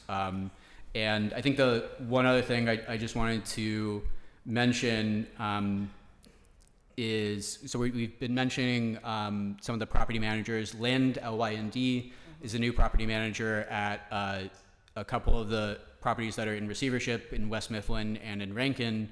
And as we've heard, they may be the new property manager in February for Pittsburgh properties. Through our research, our understanding is that there is a lot of concerning connections between Lynd and NB Affordable. A lot of the same people. Some people who left NB Affordable a few months ago and now work for Lynd. So there's just another concerning dimension to this that we're all going to have to tackle together and need your help with. Thank you. Yeah, I'll give back the floor, Mr. Chair, but I did hear, a couple of things. That the collective organizing is so valuable, not just because it helps us make change, we can provide and figure out ways of trying new things that we haven't done before and explore our powers, but also for the individual tenants to know that they are not alone. It's not their individual fault, right? And the antidote to that feelings of powerlessness, right, and trauma is agency and power, right? And so that collective power is a good place to start. So thank you. Councilwoman Warwick. Yeah, thank you. So first of all, I want to thank everyone at this table for all the work that you do. Ashley, I know we work together on community group things, and I know how hard and dedicated you all are. I guess, one thing that comes to mind, sort of, Matt, as I, hear you talk about sort of the overarching, like, large scale way to address this. I'm always like, okay, but what can we do, like, right now? Like, right now, right here, right? So, and what comes to mind is the Vision Zero task force. I don't know if you're familiar with that, but, here, Councilman Strasburger, myself, and we, to address traffic deaths, right? Like the increase in traffic deaths this past year, pulled together the Vision Zero task force, and in a year, it's really remarkable how much has gotten done, right? On like how just dealing with, like, when there's a crash, right, and someone is killed or severely injured, like, what happens, right? And I feel like between the tenant advocacy groups and tenants, the various departments of the city, OCHS, PLI, et cetera, and the county, it seems like there are like three buckets, right? Like there's the emergency housing, like the housing now to get out of the unsafe situation today. And that feels like, county DHS, Office of Community Health and Safety, council, for money, the mayor's office, right? Then there's like repairs and maintenance, right? So the ongoing issue in the building, and that feels like PLI and Allegheny County Health Department, and, and then there's the longer term, which is taking over the buildings, right? Like making those buildings public and in whatever that looks like. And that's, of course, the courts, I think. And anyway, I think that there is potential here. And I would love, and I think that council, I feel like this, and this particular group here is good at this kind of thing. Like when we sort of say, like, all right, this is the one thing we're going to do, that we do a good job. We have good staff who like sort of come together. So I think that I'm hoping that this meeting sort of kicks off. Absolutely. Thank you, Councilman. Thank you, Councilwoman. And I did want to mention one thing. I know you're in litigation, but just for the public to know that, and this is just public court records from the litigation going on between St. Moritz and NB Affordable. But I think it is important for the public to know according to this paperwork I have in front of me, the NB Affordable owns St. Moritz $145,779.60 for work that hasn't been paid. So just to show the kind of harm that not only to the residents, who are obviously most important, but also we have local businesses, and depending on the size of your business, that could put a local business out of business. So is there any other questions for this panel? Okay, so thank you so much for your time. Looking forward. Councilman, if I may, Yeah, go ahead, actually, Mr. the other Dillon. thing, this one I can't speak on because it's not part of the litigation. Sure. When Ms. Bryant has been absolutely Without question. 100% behind this, and always constantly phone calls, weekends, middle of the night. She reached out to me at one point with one of the residents, I believe it was on Kelly Street, with an incident, and I reached out to a plumber friend of mine, went out there, hot water tank, the raw sewage in the basement, this, that, and the other, and he's owed thousands of dollars as well, and he's getting ready to file a lawsuit as well, just because, he went on the strength of me, and then they just walked on it. But, we'll get through that, but hopefully we can change what's going on with these people in the neighborhoods. Right. Thank you, Mr. Dillon. Thank you, Dr. Ford, Ms. McLeod, Mr. Rubin, Mr. Scott, Ms. Bryant. Thanks so much. Can we give them a round of applause for the work that they do?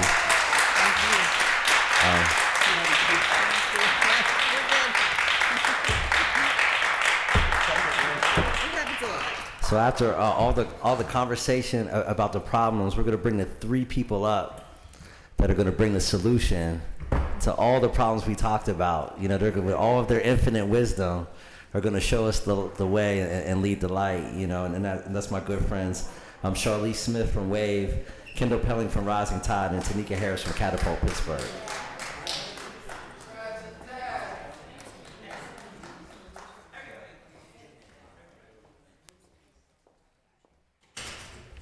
And we'll go with Ms. Smith, Mr. Pelling, and then Ms. Harris. Thank you so much for joining us.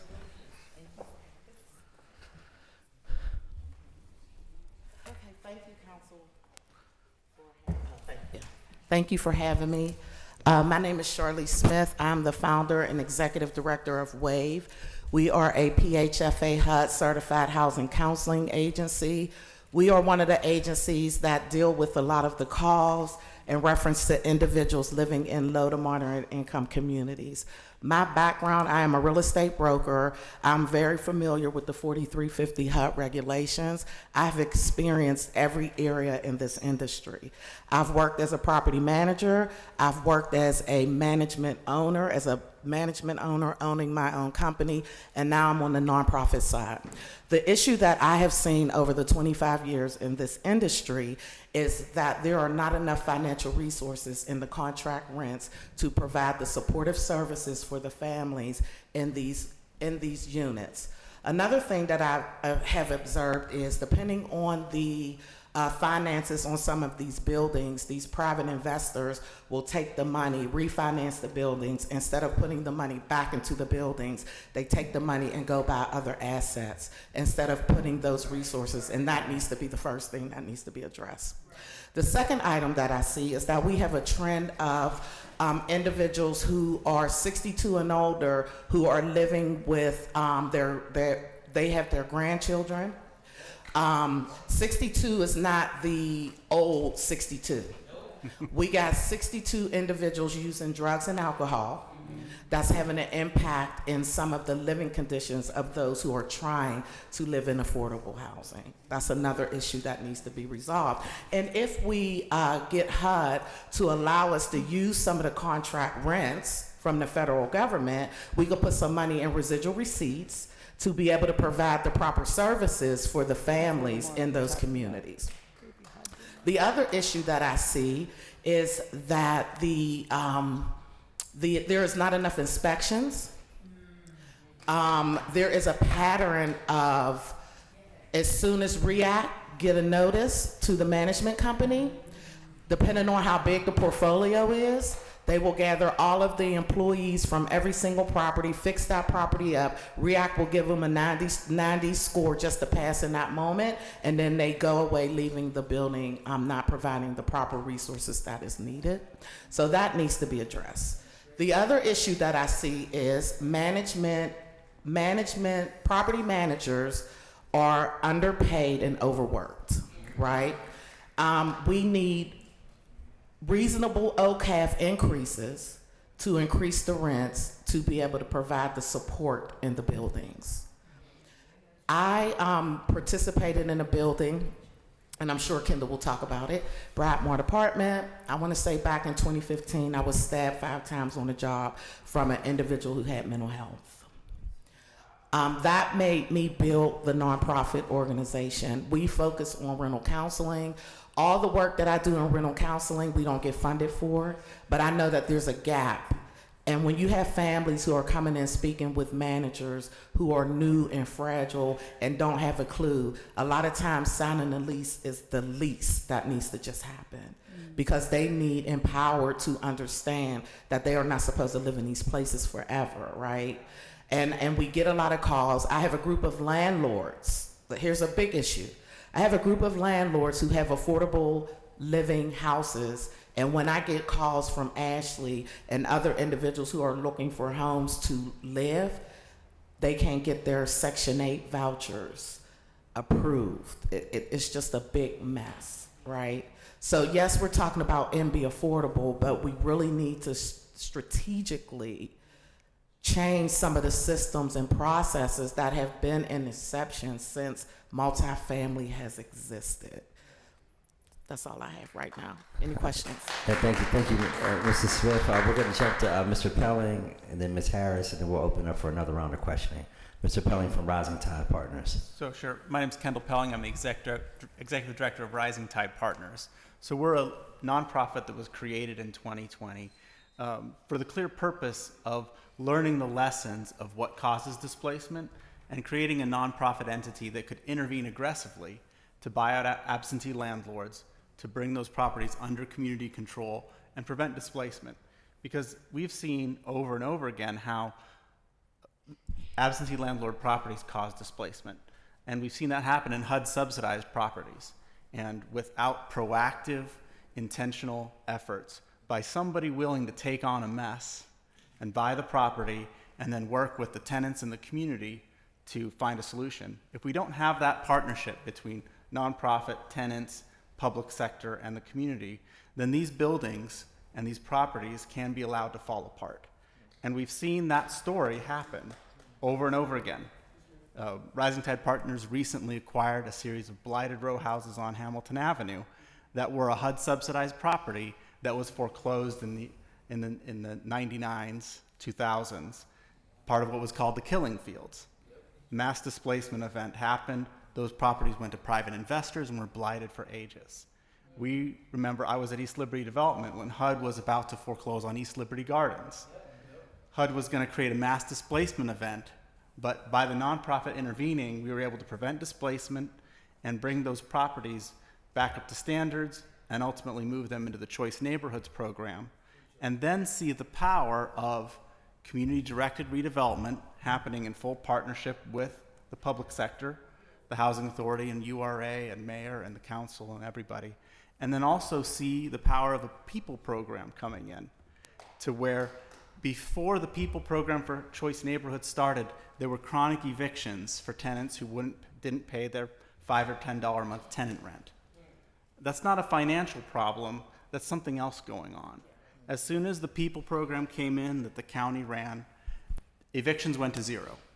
So part of the vision for how to intervene well in these types of subsidized properties is to bring them under positive community control with all the right partners in place, and then bring in a people program so that the residents get the services and supports they need, at the same time as we align that with community governance, so that tenants and community are working together with the nonprofits and public sector to define the future of those properties, to make good decisions about what properties should be repaired, which properties should be completely redeveloped, and how to protect the tenants' interests in that whole process so that folks don't get displaced and so that folks don't get stuck in the worst of redevelopment process, having to move many, many times.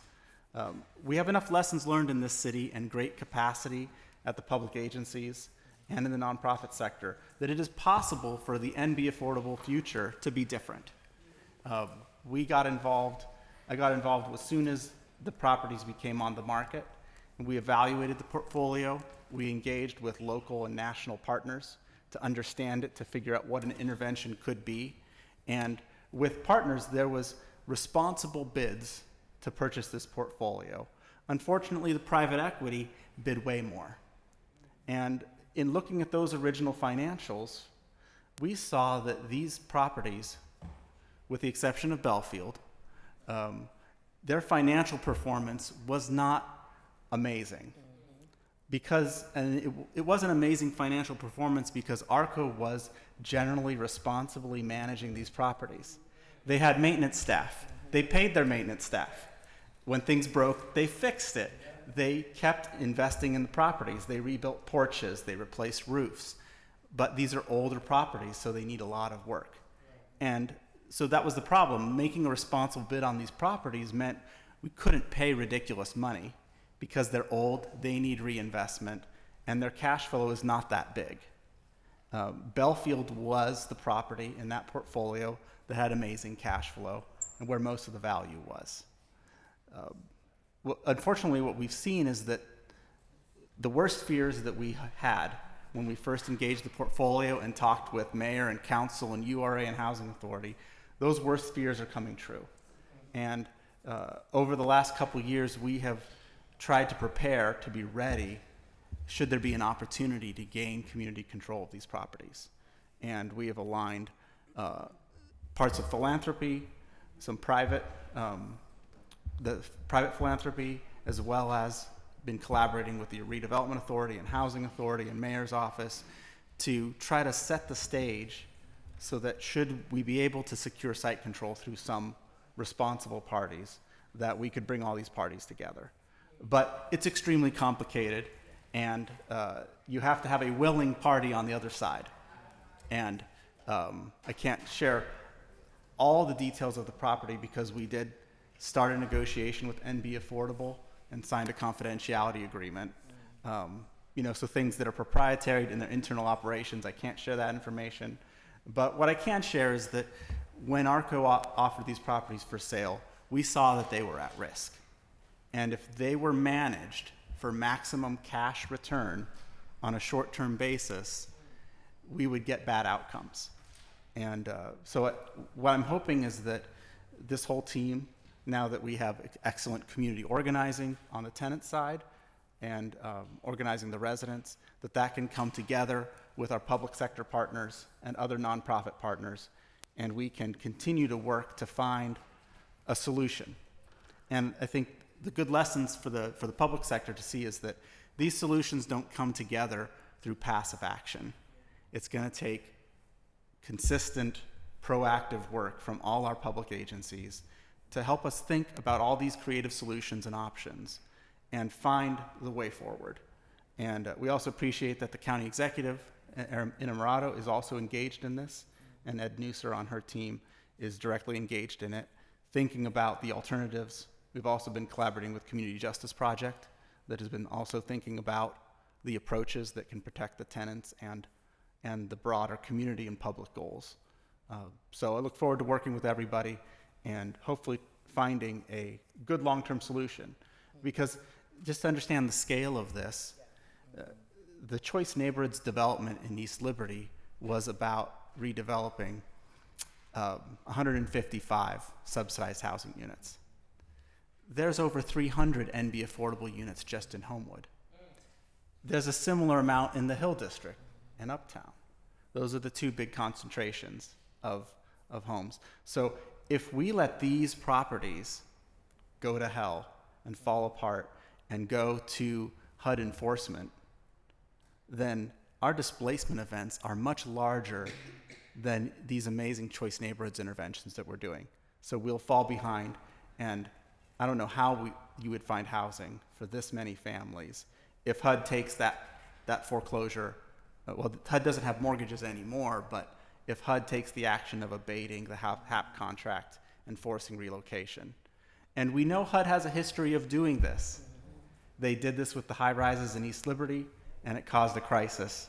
They tried to do it with East Liberty Gardens, and we averted it.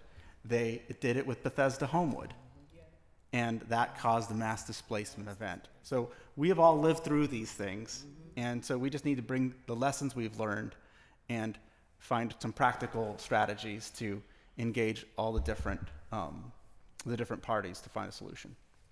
Thank you, Mr. Pelling. Now, to close us out, the illustrious Ms. Harris from Catapult, Pittsburgh. Thank you. I am Tanika Harris. I'm the Chief Impact Officer at Catapult. Our President and CEO wanted to be here, is out of town. She's in San Diego. So I do have a statement that she wrote that I would like to read for her on her behalf. But I also want to just share something quickly. I worked with you for a quick second. I worked at the URA for quite some time. And one of the reasons why I left, I still have great friends there. I work with them. But I left because I realized I could do more good being out of the public sector. And so what I learned is that there's so much red tape and there's so many rules and regulations that were developed for a reason at one point that inhibits us from doing good work and really making a strong impact in the community. A story last week, it was freezing. There was an intergenerational family that lives in Belsuver. Their furnace went out. And when I say intergenerational family, it is a family where the grandparents, child, and then the grandchild all live in this home.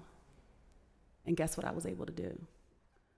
I was able to make a phone call to one of our vetted contractors who was culturally competent, who was able to go in there.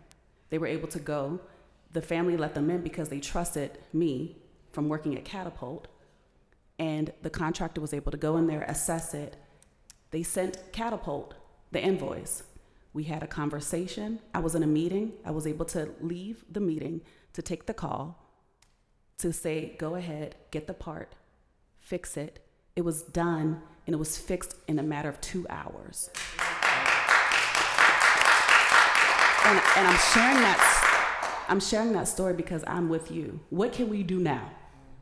There are multiple things that need to happen. There are some things that should happen simultaneously. We need to think about a plan forward. But there's also some things we can do now. And that's one of the beautiful things that agencies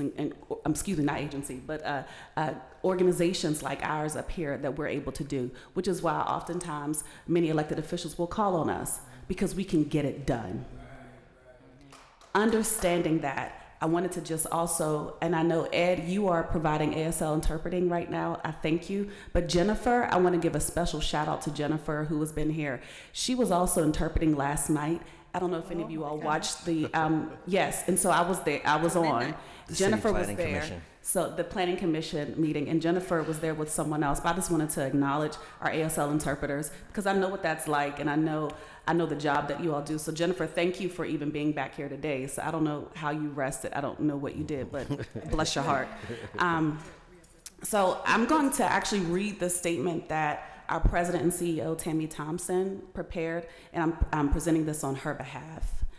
And so you'll hear her reference me. So just pretend I'm Tammy Thompson speaking.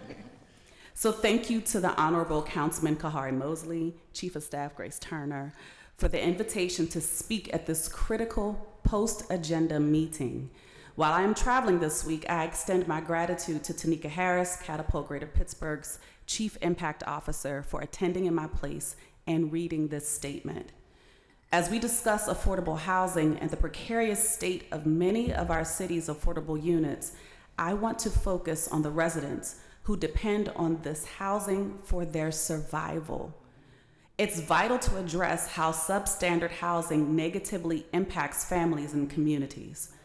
I've experienced substandard housing for much of my life, from public housing to HUD-owned and privately owned multi-unit housing. Nearly every place I lived in since relocating to Pittsburgh in 1978 was inadequate. As a child, I lived in Arlington Heights, on Bedford Avenue, and Reed and Roberts, where conversations among adults about raggedy apartments, and delays in repairs were constant. Roach and rodent infestations were normal, and our attempts to keep food protected were often futile. Now, we couldn't afford to discard contaminated food, so we simply just had to be careful. This experience wasn't just inconvenient, it caused physical and psychological harm. Exposure to roaches increases the risk of asthma in children, and I still remember the headaches from the chemical sprays used by maintenance staff, whose indifference made us feel like the pests themselves. No amount of cleaning could rid us of the infestation, leaving behind shame, guilt, and frustration. And that is also my story. As a single mother in Burroughs Street public housing, the substandard conditions reached a terrifying peak. Shortly after moving into a unit with a broken bedroom window lock, a man broke into my apartment while my child and I were sleeping. I managed to chase him away with a shotgun that belonged to my father, but the response from the property management was indifferent at best. I was asked, "So what do you want us to do?" I left that day and never returned. Though I vowed never to return to public housing, private rentals weren't much better. Evictions, unresponsive landlords, and condemned homes became a recurring cycle, forcing me to move constantly and denying my children the stability and sense of community they needed. Moving from school to school robbed them and me of the opportunity to build meaningful relationships or develop a sense of belonging. When housing providers see tenants as nothing more than a rent check, the system fails everyone but the investors. We cannot allow companies like NB Affordable to exploit subsidy programs while leaving families to live in unsafe, degrading conditions. HUD's failure to hold these entities accountable is inexcusable. Families deserve safe, clean, affordable housing. It's not a privilege, it is a basic human right. District 9, home to a significant percentage of low-income Black residents, has borne the brunt of this neglect. This level of exploitation would not be tolerated in other districts. We must ask why this is happening, and more importantly, what we will do to ensure it stops now. How can we protect vulnerable seniors, families, and children from those who prioritize profit over people? Catapult Greater Pittsburgh stands ready. We stand ready to support initiatives that hold landlords and HUD accountable. Right. Protect and improve existing affordable housing and bring new safe units online by working with our partners I'm sitting next to. We must acknowledge that this crisis has long been predicted, yet it has reached a breaking point. The nonprofit sector alone cannot fix this. We need a multi-sector approach to preserve and expand affordable housing while addressing the systemic issues tied to it. Housing is the linchpin of many other challenges, from crime and poor educational outcomes to health disparities, mental health disorders, and substance abuse. Substandard housing is a root cause, and we are running out of time to address it. Our families are running out of time. Thank you. Thank you, Ms. Harris. I'm going to open it back up to questions. Councilwoman Strasburger. Thank you. Ooh, I'm the one who has to follow that. Thank you for your passionate, I know that you've lived it too and felt it too, so I felt your experience coming through with Ms. Thompson's remarks as well. There's so much. I've really waited to say a lot of things, so I'll start with there's a lot of, I think some people have left, but there's a lot of power in this room. I just want to acknowledge that. And it's not the people at this table sitting on this side. It is all of you who have managed to, despite the hurdles, come together in really important ways and to build power. The tenants, advocates, the organizers, the mental health and other professionals, the nonprofit and agency heads. And I really commend you for that. And I just want to say, I think what others have expressed from council is that we are ready to stand with you and will continue to stand with you wherever you need us, not just for the press conference or the hearing, but at the meeting, not just to get the property owner to do one set of repairs or weekly repairs, but that we change the system, overall for the whole city and for the whole the region if we can. I want to acknowledge that, first, and be affordable. Hearing some of these stories and hearing exactly what tenants went through and have gone through and continue to experience. I mean, I have in the district I represent Belfield Dwellings, and Belfield Dwellings is one big apartment building that has had issues with security, people feeling unsafe, bed bugs. I mean, just the list goes on. And that's just one of so many. I mean, one in the district I represent relative to Councilman Mosley's and Council President Lavelle's district is just, so I don't know how they sleep at night. I don't know how they go home to their houses where there's heat and there's running water, as was said, and live with themselves. But so yeah, I mean, the acute issue is we do have to find new ownership, and I'm really heartened to hear. I was sort of like waiting for like what is going to happen, but heartened to hear that there are some plans starting to formulate, starting to come in place on that acute issue. We also have the enforcement piece. We cannot, I don't think we can enforce our way out of this. Then it becomes a game of whack-a-mole, but enforcement has to happen. And so I acknowledge that rental registration up and going can help with that. It's not going to be the only issue, but if anyone's listening, if those plaintiffs can just stop picking on Pittsburgh and treat us like every other city and drop the lawsuit against our rental registration program, we can then proactively go into units and inspect before it becomes a crisis. So I'll just leave it at there. That's right. But I also want to acknowledge, similar to what Councilmember Warwick mentioned, I'll give another example that I am constantly inspired by, and that's Houston's work to pull people together to address specifically the unhoused, those living, those without housing at all.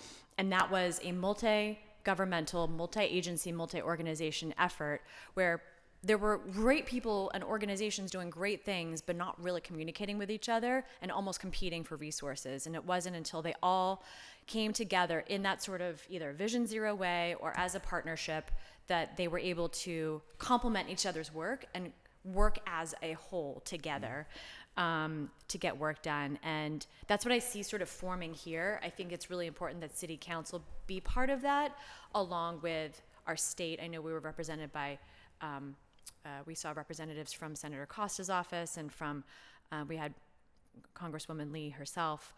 And yeah, because there's so much to do. I understand that there's so much to do. So beyond what we've already covered, I mean, I heard the Congresswoman say, we will not let these companies do business here ever again. But like, we need more than that. Does anyone know the answer? I know they're not here right now. Is part of the answer to like, is it an act of Congress, putting aside for a minute the work that I know Councilwoman Gross has done a tremendous amount of work on?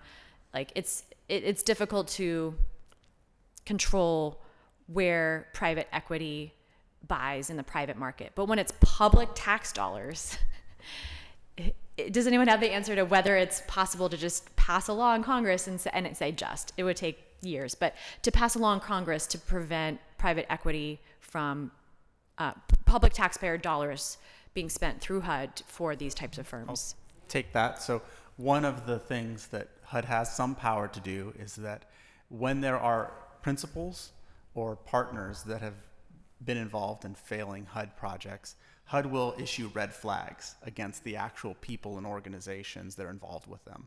And HUD could take probably a more proactive approach to how it evaluates potential owners and buyers.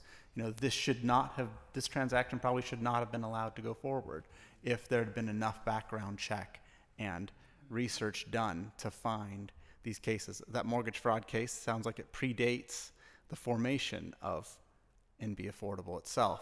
So it takes some extreme diligence on the part of HUD to make sure that they don't let irresponsible buyers acquire these properties. They got approved. NB Affordable got approved by HUD to take over these projects. And so we have to recognize that as something happened that went wrong. And I hope that the Congresswoman and others in the federal government are able to engage with HUD. But HUD is a labyrinth of regulations, and these affordable housing projects are like the dinosaurs of affordable housing, created in the 60s. They're complicated. The laws and rules of them don't play nice with modern funding programs. It's a real challenge to deal with them. Part of the reason that it was hard to find a buyer to take on all these properties when NB Affordable made their offer is that if you buy these properties, you run the risk of getting red flagged by HUD. And it's a scary thing because then every one of your properties becomes a disaster. Think of Action Housing that does amazing work. If they step into a troubled property, HUD might just red flag them, and then every one of their amazing projects becomes hard to manage. So there's a collaborative effort that needs to be on the part of HUD to bring in new teams to solve troubled properties and to support them and facilitate that process instead of hanging the axe over their head and having good actors get treated like bad actors. And let me add to that. Many years ago, we had a local HUD office downtown where our contract administrators would reside. And we had a relationship with the contract administrators downtown. So if there was an issue between the owner, the management company, we were able to access our contract administrators. 7-8 years ago, they discontinued those positions here in the city of Pittsburgh. And so my experience has been, when I was a management firm, the contract administrators would reside in Baltimore and DC. And so it was just a phone call in Baltimore and or in DC, and they never came down to the properties to actually see. So if the numbers looked as if the property is thriving, and in reality there's rodents, there's not enough resources to pay maintenance and all the other financial burdens of the building, on top of these buildings are very old, the way that Kendall has described, they're going to flag you. They're going to send you a letter. They're going to threaten you without coming to take a look at the asset, then to hold the owners accountable for the assets. Yeah. So, and I think it's important to recognize that while we want HUD to be forceful in enforcing the law, it's also a very risky thing if we're trying to preserve the housing. That's right. Because HUD has one strong enforcement tool, and that's to abate the housing contract, force the relocation of the tenants, and leave the owner with empty properties and no rent. The problem is that when that housing contract gets abated, we lose that housing as a city, and the tenants get displaced with a Section 8 voucher, but displaced. And we know the shortage of units. So we feel like on the community side and nonprofit development side, we feel like we're stuck in this tension point where we want HUD to enforce their rules against irresponsible owners, but at the same time, we don't want HUD to enforce their rules against irresponsible owners in a way that causes displacement. And so the good thing is that while HUD's systems are arcane and I don't know how they manage to navigate them, the actual people at HUD are great. We've worked with some of the enforcement folks on other properties, and they're collaborating with the county housing authority and the county executive's office on Montview Heights. They're engaged. They're willing to work with people and they have a care that these housing units are not lost. If they didn't, they could have already abated the housing contract at a number of these properties. So we are thankful for the actual people at HUD, from Michael Horvath, the local director, to the enforcement teams that's out of Baltimore. Like, they're actually, very good professionals who care about these same issues that communities deal with, but they have to work within HUD's system. The other thing I do want to say is when we say community, community is not just the geographical location, because that's an important thing to think about, especially when people who are living in poverty. So there's community of place, which is your location, community of interest, where you have a shared belief, and community of action, when you're rallied around a shared cause. So right now, everyone in this room, this is a community of action. We're rallied around a shared cause. And so it's one of the things that you have to remember, which is why the issue with HUD and is so tricky and delicate, is that when it may sound so easy to say, hey, we're gonna go and get the residents and take them somewhere so they can get heat. Why would you wanna stay there? But there's a level of community that has been created. I have friends that I've worked with, we've trauma bonded. It's not healthy, but it's what it is. We're good friends I've worked with from other places, and we bonded over trauma. And so there are communities that have bonded, and the residents have become this community of interest where they have this shared belief. And so we, on the front line, are very, very, very careful as to how we work with the residents, because what we know is what is familiar, and familiar is comfortable, even if familiar is bad for me. I'm comfortable being in a space where I don't have heat, and I will do what I need to do to get warm.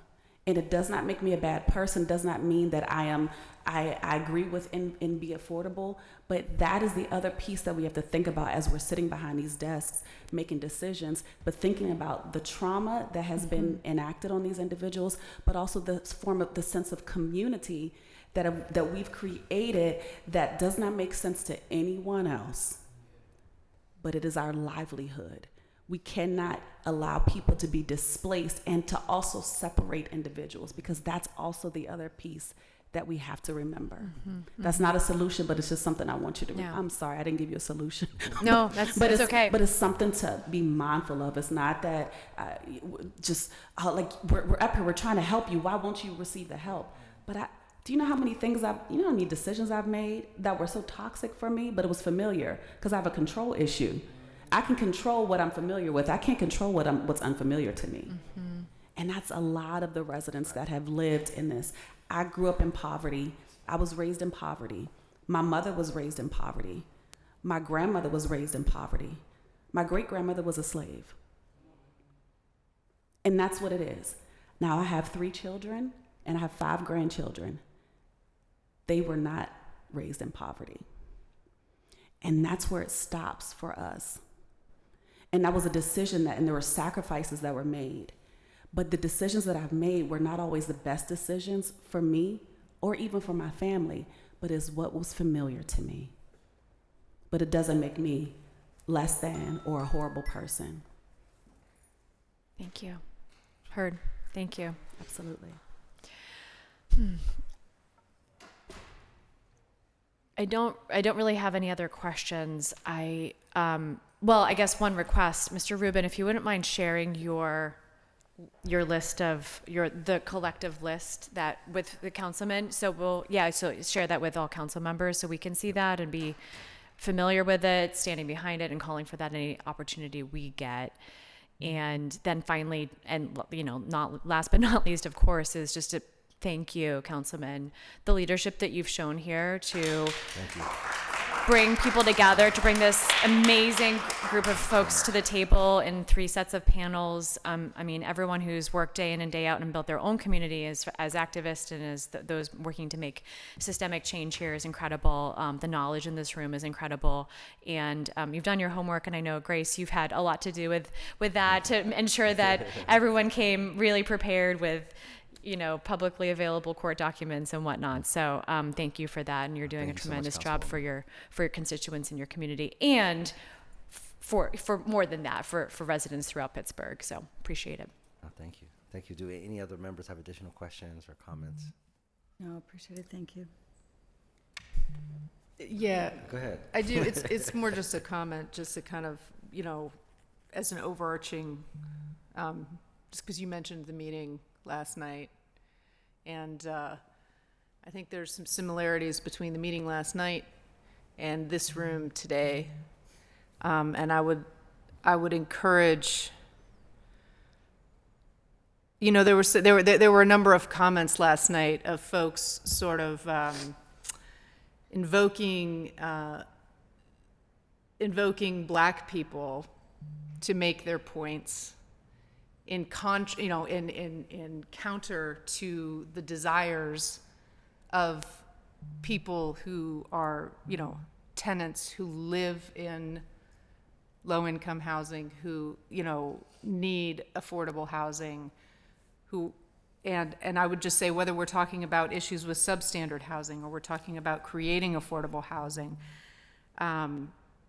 it is to look at the room, look at this room. And when we hear, especially at the federal level, just all this disparagement, of DEI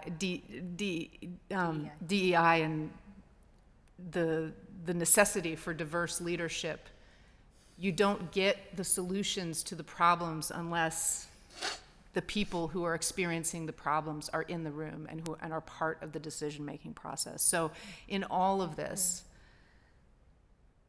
we need to listen to tenants. We need to listen to the people who are advocating for tenants.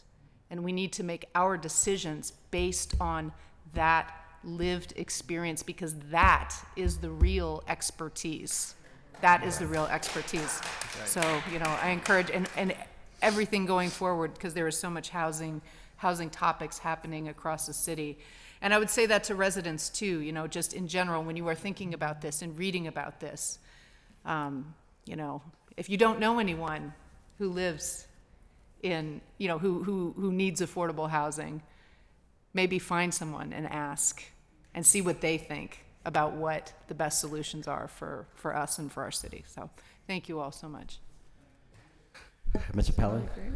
Thank you all. I'd like to raise two other issues. One is to just say I'm really impressed that we had 7 council members here to talk about this, because I really appreciate your focus and paying attention to it, because that is how important this particular property crisis is. So the other thing I wanted to raise is just money, right? This many units is a huge financial investment. It's a huge financial investment that has been made many years ago and needs to be protected, but it's also an expensive thing to intervene on. And I really want to thank the mayor's administration and council for creating some funding resources that could be deployed to address these problems. The housing fund that was created, the floating of a bond and taking some financial risk to protect affordable housing, creates a resource that could be deployed. But we need to recognize that this NB Affordable portfolio is too big for that fund. Sure. Right? That we can't expect the public sector alone and the city alone or the URA alone to bring enough money to solve this problem and serve the tenants and make this redevelopment happen right. It's going to take many partners, and it's going to take proactive engagement with the redevelopment authority and the housing authority and the administration to find these solutions and to flexibly and quickly find the ways that funds do need to be put together to serve residents and to intervene in these cases. But the solution involves philanthropy and our private banks and lenders. And we're blessed in Pittsburgh by having many mission-oriented, both foundations and lenders and even health plans who care about this thing, who recognize that housing is healthcare in many ways. And I think that if this team is brought together, proactively and forcefully, between the organized residents to the nonprofits to the council, the mayor, the authorities, that there are ways to solve this, that it's not hopeless. And we don't have to just accept that this is going to be a train wreck that just keeps on going. And there are many partners that can be brought together to help make this happen. So, but it'll take attentiveness and persistence that we can't give up, because who knows how fast these things will happen. But we have to get ready as if it's going to happen fast, because in East Liberty, nobody predicted when HUD dropped the foreclosure notice. Nobody predicted exactly when HUD would take that action on Homewood Bethesda.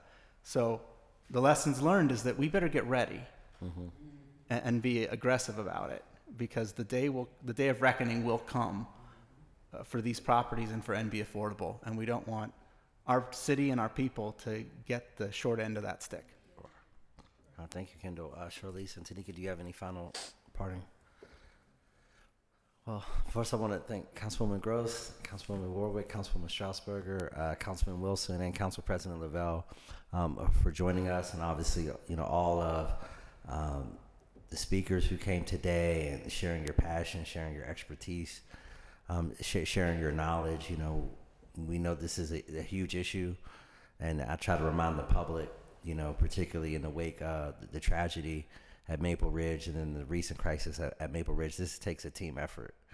It's not just the elected officials. We can't get this done alone, So I look forward to continuing to work with all of you, to find solutions. I appreciate y'all allowing me to lean on y'all for expertise.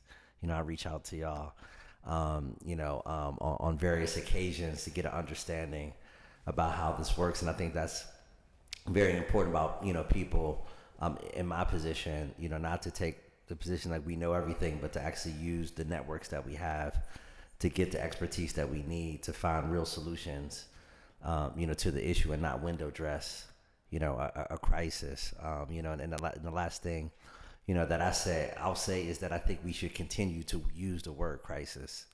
I've been using that a lot, and Grace was on a call with me, with HUD, and we, had a disagreement on the phone, with me using the word crisis. I think they thought I was being hyperbolic, but they were in the Boston office, because like you said, there's no multifamily person in the Pittsburgh office, and we have a crisis with our multifamily properties.